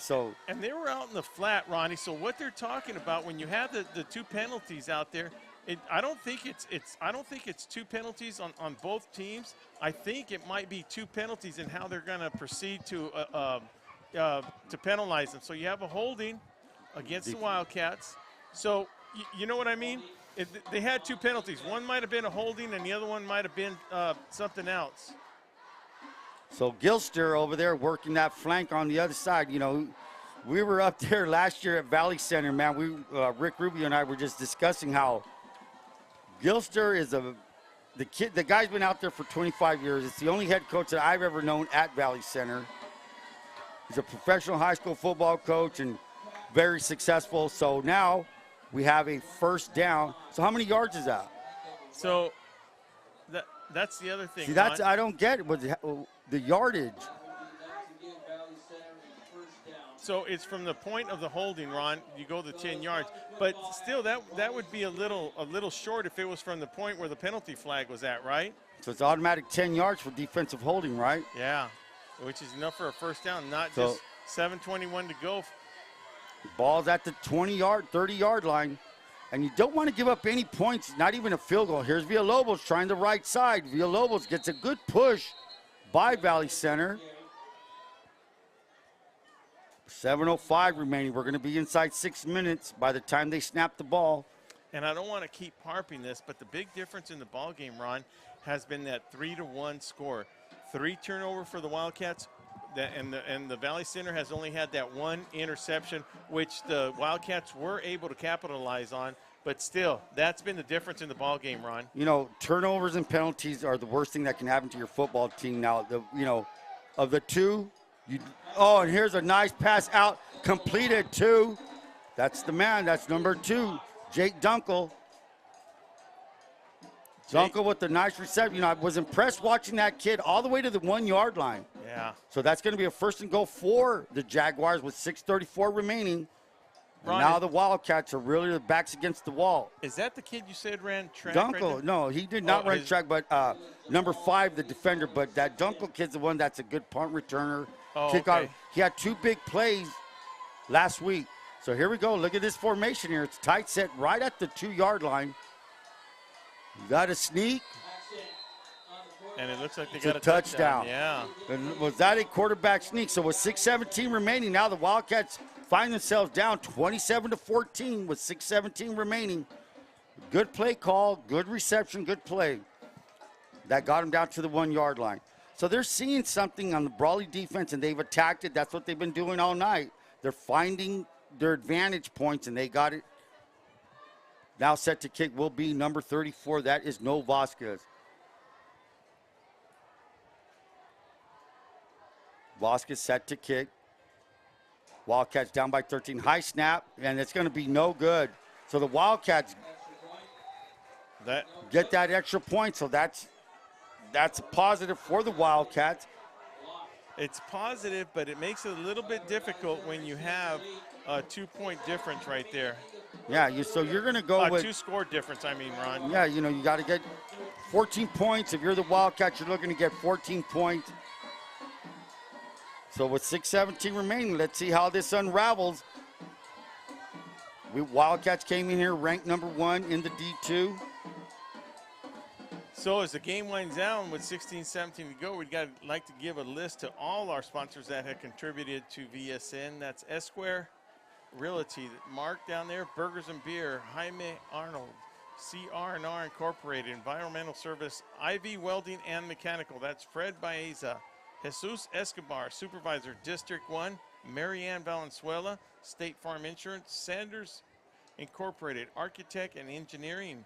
Arctic Air, met him last night. Great guy. I heard about that. Somebody told me it was a great interview, and the guy was really excited to be on board as one of our sponsors. So that's the word, man. If you want to be our sponsors, get a hold of us on VSN. The more the merrier. The more merrier. Thank you very much for that. IVC with our live stream, key sponsor, founded in 1962. El Centro Police Department. Of course, the backing we've had from the Dom team. Great stuff, Doug and Andrew. Good job, boys. So here we go. Set to kick is number 34, Vasquez. We've been saying his name all night. And here's Damian Abarca, who had a good return. He's at the 15, cuts back to the 20. Nothing doing. Great tackle. That's number 15. Yeah, just, great tackle. Great tackle. When it's that first guy making a tackle. Jet Steely. Yeah, that's going to be key, especially, look, Ron, they got 80 yards to go, and that's not even the issue. No, they got to score again after They got to get 2 touchdowns quickly. So the Wildcats now find themselves with not too much time left with the set. They have all their timeouts left. They only have 2 timeouts. They wasted a timeout on defense to get somebody in. Let's see how this works out for the Wildcats and for the Jaguars. Jaguars in the deep 2 coverage. They got 2 safeties back here standing at their 35-yard line. Gutierrez, no doubt, willing to gun. Rush picked up, good block by Moreno. Nothing doing there. He's running for his life. He's going to be tackled. Oh, wow. What are they going to call there, Will? Well, the thing is, how vicious of a hit was it? Now, there was a lot of flags there, so who was it on, Brawley? No, it was on number 3 of the Valley Center. It was on number 3, it looked like, from up here. Unless something else happened prior to it, which I didn't see, Ron. I didn't see what happened. I don't think it's just going to be a dead ball foul, unsportsmanlike conduct on number 3, yeah. Now the key on that, Ron, is if he gets another one right now, he is ejected. And that, you know, as far as I know, right, as of right now, as of late, that's a 2-game suspension. So 15-yarder, right? Yeah, 15-yarder right here. That's not what the Jaguars Well, it's not what right you now. want to do. I mean, you want to play smart. You've been making the Wildcats earn their yards. Now you're going to go give them 15. Well, that might be the shot in the arm the Wildcats need right now. So the Wildcats now will have, due to the penalty, move the ball up from the 20 all the way up to, let's say, the 36-yard line. A little bit more room to operate. But, hey, on that last play, there was a lot of pressure on Gutierrez. Unsportsmanlike. First down. And is number 3 still in the ball game? I don't see him out there. I don't see him, but I didn't see him go out. Man, and you know what? Gilster's that type of coach that would take him out just to calm him down.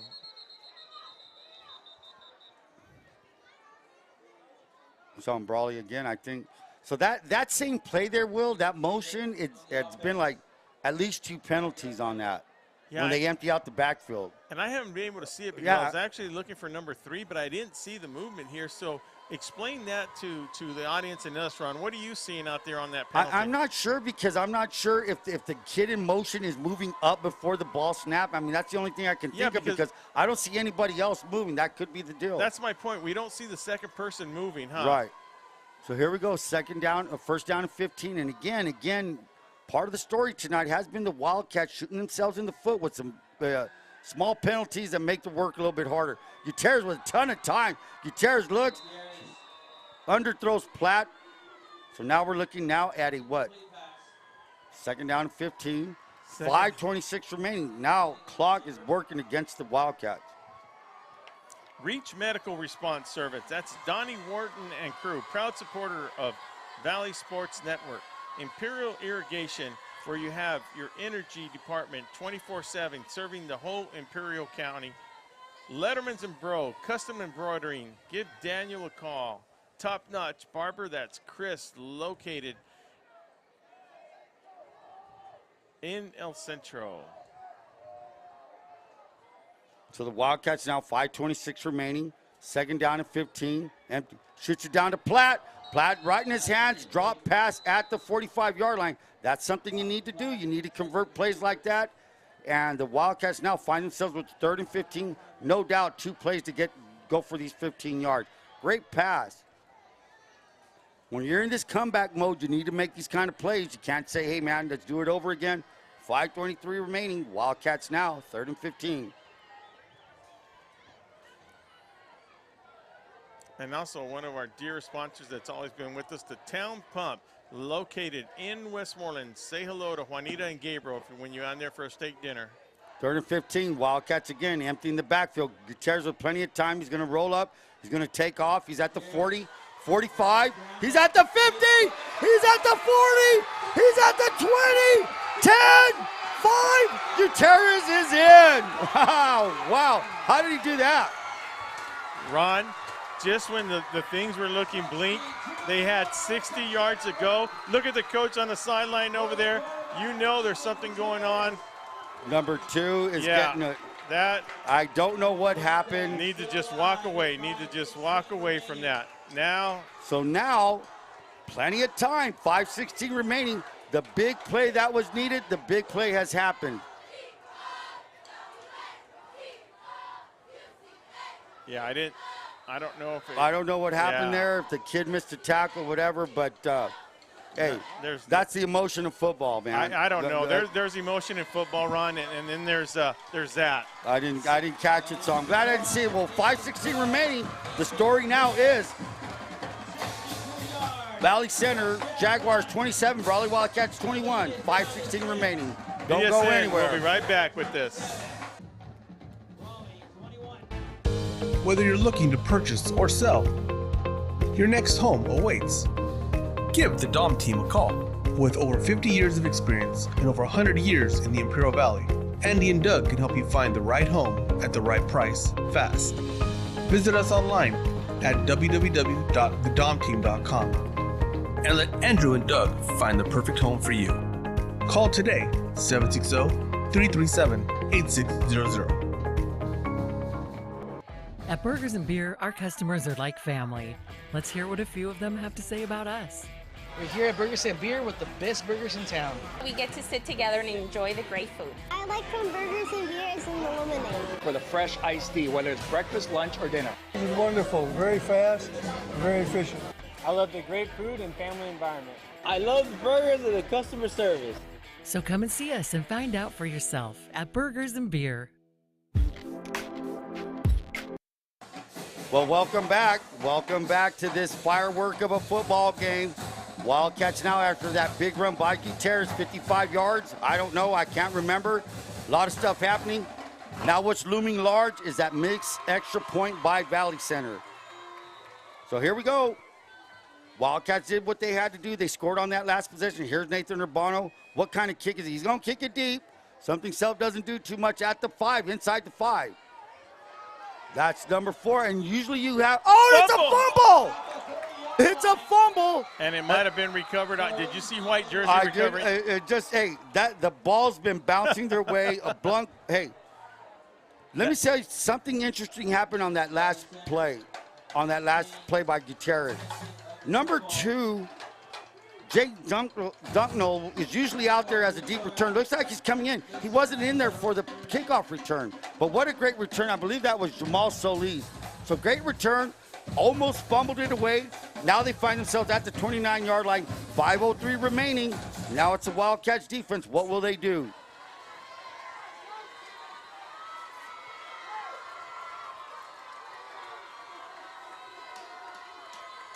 They give us to Villalobos. Villalobos up the middle. Looks like Duarte's on there. Hey, Duarte kid's been coming on strong. You have Platt. You have Casares. But on the bottom of that and getting up is number 72. That's Robert Duarte. Robert Duarte. But let me tell you something about Robert Duarte. You know, coached the kid, and last year was our starting center. And that's all he played was center. Boy, he was dying to play defense. This is why he was dying to play defense. Second down and 7 for the Jaguars. Looks like we have a timeout. There might be an injury on the. Oh, really? No, I don't know, Ron. Is it? That's what I'm looking. I see a player on the ground, number 55. Might have been crapping up. That's number 55. That will be Braden Stansel. And I'm waiting to see a signal. No, it is an injured player, okay. Ron. Wow. So with 4:32 to go, second down, second and I would say a long 7, Ron. You know, we've seen the ball pop up. All the bounces have gone Valley Center's way. Yes, you know, fortunate. There's only been one Oski on them. Wildcats have 3 turnovers, and 2 of them were in the red zone. That was the difference in the ball game right here. But the Wildcats. Veteran team right here showing resilience. Yes. That they're not going to give up to the very end. And we're glad to see, even though he's getting helped off the field right there, number 55 from the Valley Center. Hope it's not in this. Braden Stansel. So Braden Stansel is a 6', 185-pound senior. So let's hope Rob's okay on that. He's limping off pretty good.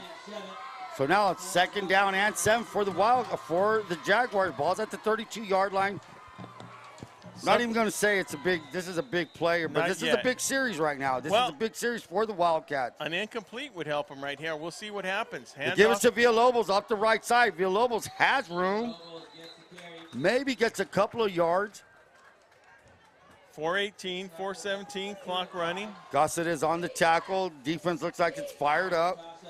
You have Enders out there. You have number 5. Julius Diaz. Hats off to Julius Diaz, man, hanging in there. I know he's been going both ways. Looking at Duarte's there. There's Enders, Platt. This is do or die time. You know, you hate to say it, but 3:56 and ticking.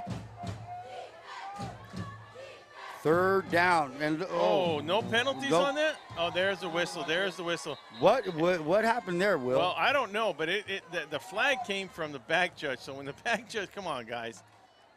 There was definitely looked like there was movement against the Valley Center Jaguars.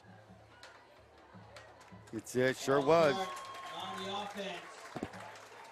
False start, so with 3:49 remaining, they're going to back them up 5 yards, making this a longer third down. Yeah, they didn't need that. They didn't need that, you know, right where they were at. That was kind of an ideal. Now your play call is a lot different. A third and 5 to a 3rd and 8, 3rd and 9, man, that's a big story. That's a big story changer. And another big story, the Wildcats have blocked one punt today. Did they? Oh, that's right. Yeah, the one in the end zone. The one in the end zone. They blocked the punt. So, you know, a lot of things have happened. And I'll be honest with you. A lot of things going on tonight. Yeah, a lot of things going on, I'm telling you. But to be honest with you, like you said, the ball has not bounced the Wildcat way. That's for sure. It hasn't. You know, there's some. Because they're very equally matched well teams here, Ron. Paxton looking to throw. He said he throws. He's open. Flags. Now we have number 6 from the Wildcats complaining that he pushed off, but what will the call be? Holding. Oh, against the Wildcats. That's a big one. That is a big one.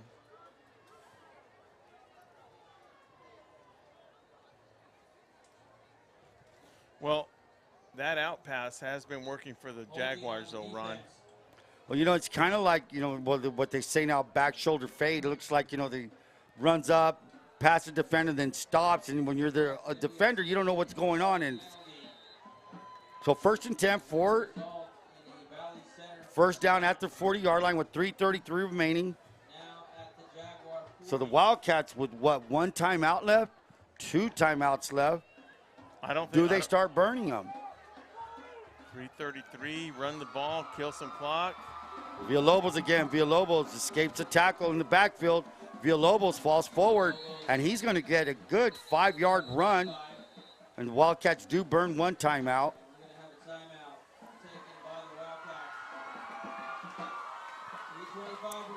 And I know we've mentioned it earlier, but it's just good to see the kids back in school. Good family-based stadium right here. A lot of people out here.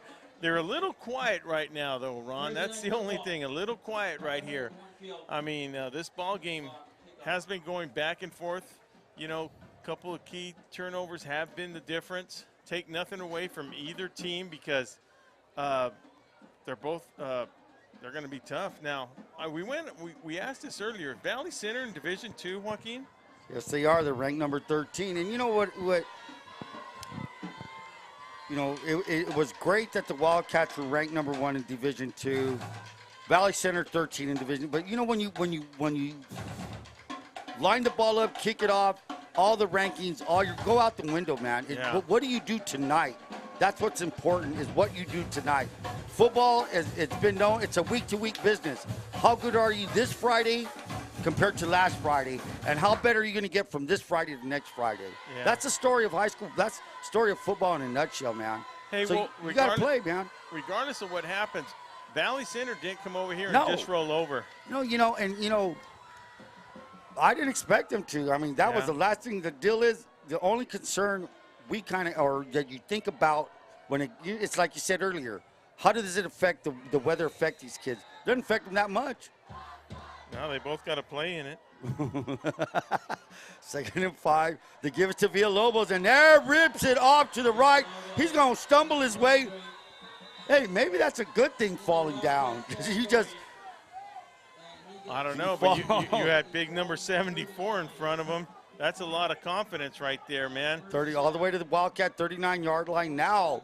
Chris O'Dell, he's a senior, 6'4", 275 pounds, man. They got some big boys. You got a lot of 6-something kids, 2-something on. And like I said, they're not these huge, gigantic kids. They're these tall, lengthy guys, man.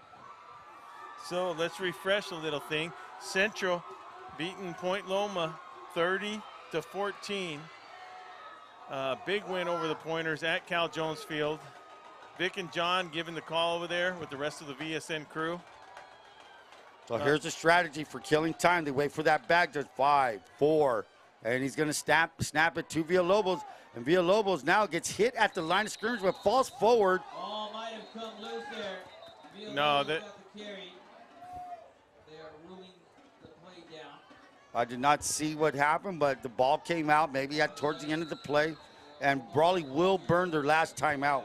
2:23 to go right here. So while Brawley regroups, we will regroup up here. VSN will be right back after a word from our sponsors.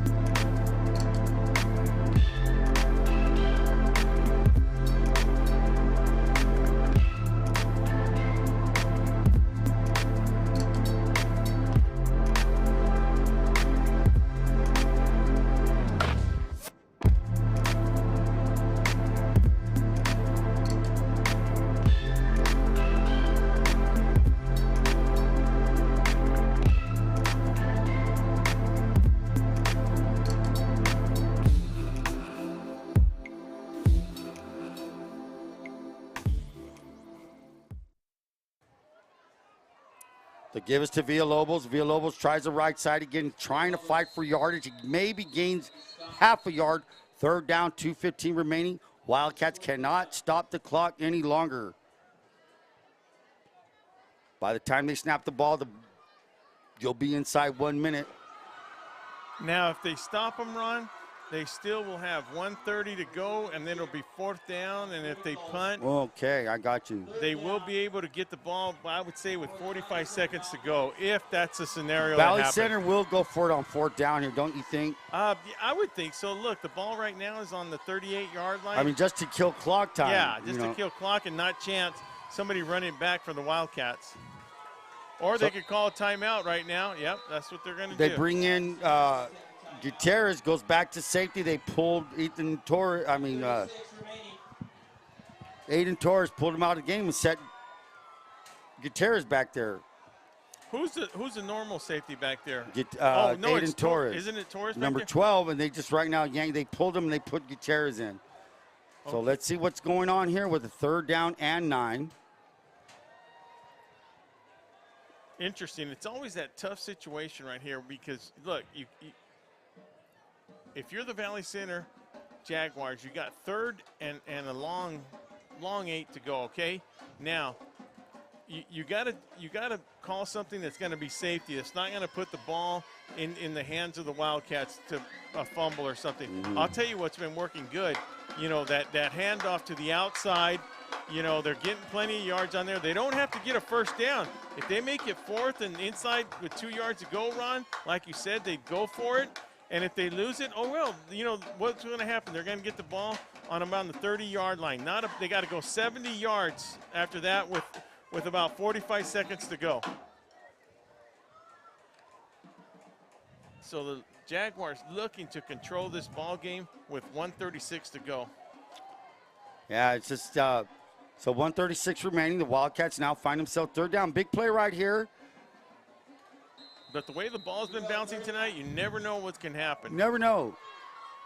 Paxton, is he going to go for a pass? He's being rushed by Platt. He's looking. He's going to not throw it, and he's going to be sacked by number 31, Chris Camilo. Good clean tackle. But he did stay in bounds. And he's up, and the clock. There you go, Will. Great point. Stayed in bounds. Looked like he came out of bounds, took the hit, stayed in bounds. 1:20 remaining and ticking. 4th down. What time's going to be on the clock by the time they run a play, Will? So if they're going to let it run home. He's going to wait till he raises his hand right here. And like we said, if depends what they do after this play, after this timeout right here. I say the Wildcats are going to get the ball with 45 seconds to go, Ron.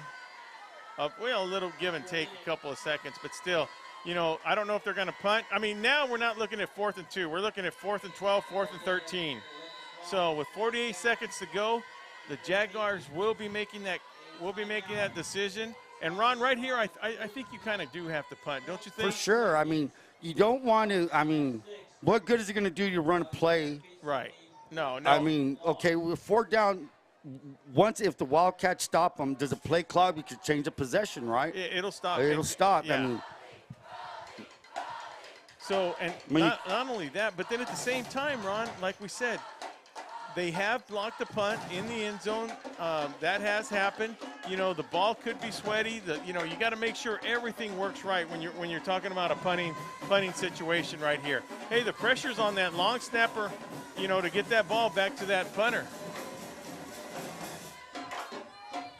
And on another note, what do you think about the refereeing crew tonight here, Ron? That was a well-refereed game. I mean, they had a lot of action going on. I mean, that's back-to-back 2 good refereeing crews. You know, the had. crew, you know, for the activity that went on in this football game, I mean, you're not sitting over here scratching, man, what was that called for? You just, everything looked legit. Yeah. I mean, you got 2 heavyweights going. You know, you got 2 guys going back and forth. I thought it was well managed by the refereeing crew. Good crew out there, headed by White Hat Gene Martin. You know, it's a good crew. Things happen. And you know what? It's not easy being a ref. There was a lot of bang plays. Not too much controversy. I wouldn't say that. I mean, there wasn't too much of that going on. And look who we have the punt, number 34. Number 34. Who else would it be? A sure handler?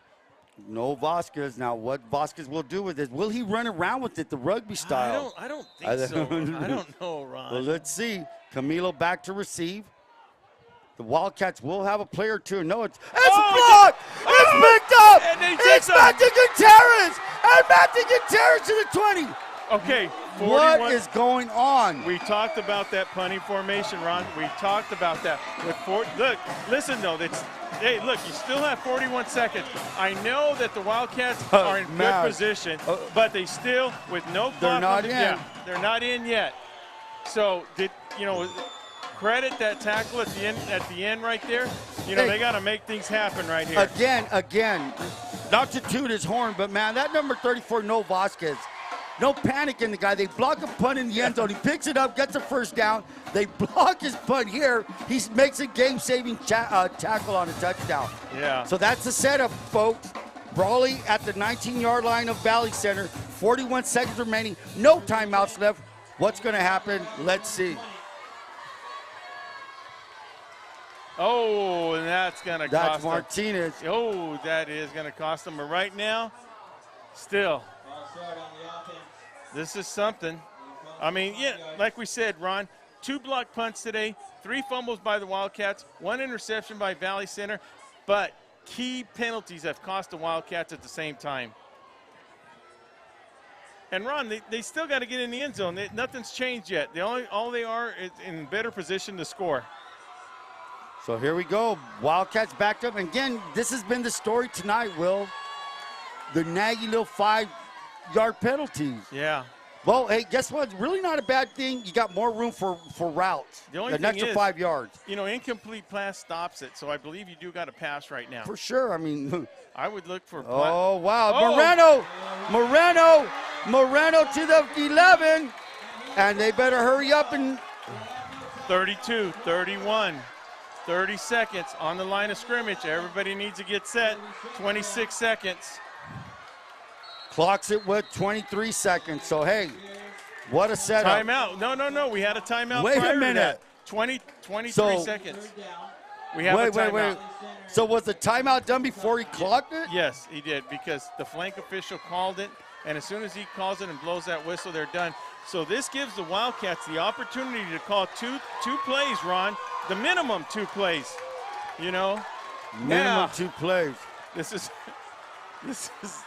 Ron, look, we're only in the second week, Ron. We're only in the second week. We've had 2 good games. So, and listen, when the Valley teams meet these Wildcats, whether it be Imperial, whether it be El Centro, whether it be Calexico, it doesn't matter. They want to play an undefeated team. Why? Because they want to be the person to knock them off. For sure.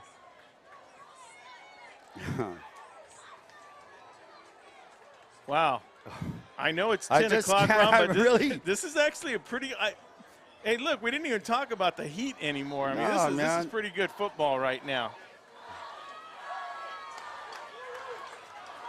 I hope everybody at home is enjoying it. Once again, this wouldn't be possible with all our sponsors out there. So here we go. Gutierrez will set him up. Let's just watch and see what happens, folks. Wildcats outside the 10-yard line. Gutierrez looking to his left. He's going to roll to his left. A lot of real estate. He may not have too much time. He better get. But it will be a first down, and they need to stop the clock. So with 13 seconds. But why is it running? I don't know. If it's first down, they need to stop it. Yeah. See, that's what I mean. They needed to stop it. Now they start it.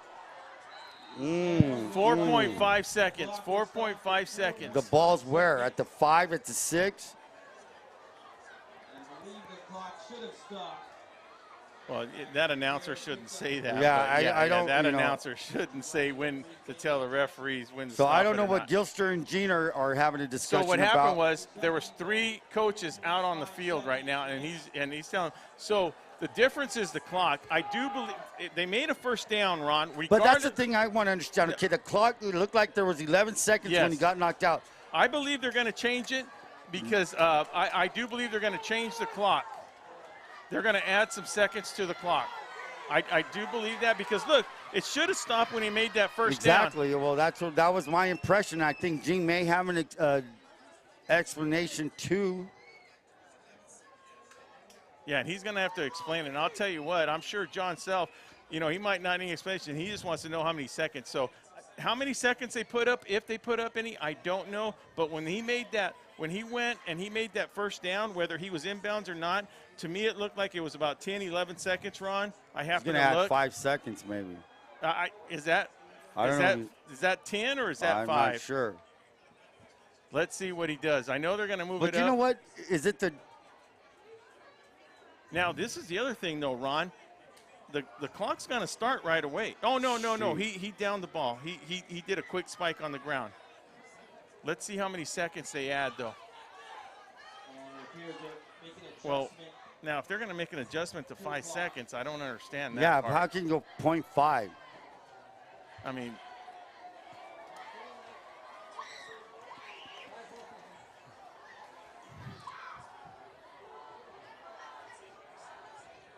so in those instances, the back judge is looking at the clock all the time. So, but the thing is, why make a big, 4.5 to 5 seconds? You know, I don't know.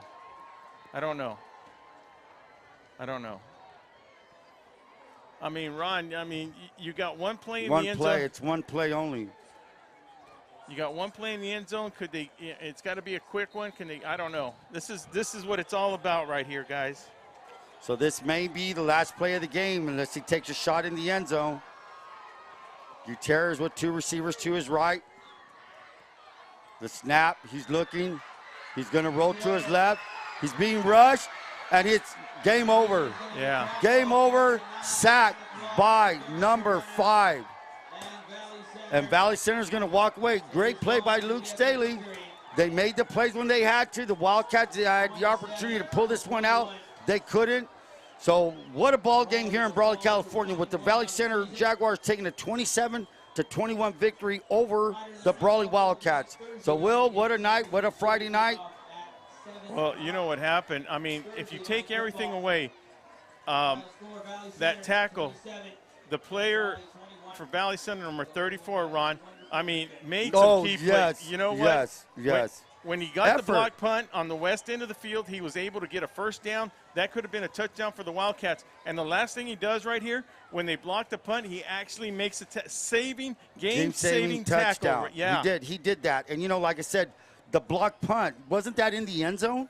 Yeah, it was. It was in the end zone. So what that kid did right there when they blocked his punt and he recovered it, the Wildcats, where were the Wildcats to recover that ball? They weren't around. Yeah. Boom, they finally get a block. They scoop it up. He gets stopped. The opportunities were there for the Wildcats. He just didn't cash it in. Yeah, and the thing we might see, this might be the last time you see John Self and Rod Glister facing each other, and that is something itself. What a way to go out if it's true, man. What a way to go. Congratulations, to both teams. You know, disappointment on the Wildcats and jubilation on the side of the Valley Center, but a well-played California high school football game, bottom line. Yeah, I mean, bottom line, from our point of view and from the rest of for the second game of the year. Yeah, this is exciting football, man. This is what it's about. This is why one of the reasons VSN was created, man. Ron Rubio, my partner from day one, Joaquin Matus, production, everything. We have a newbie today, Manuel Barra, on the camera. Wow. I'm glad everybody enjoyed it. It was a great atmosphere, great. Let me tell you, this is what high school football is about. Sure is, man. Everybody be good humans. Good night. Support your local high schools. Peace out.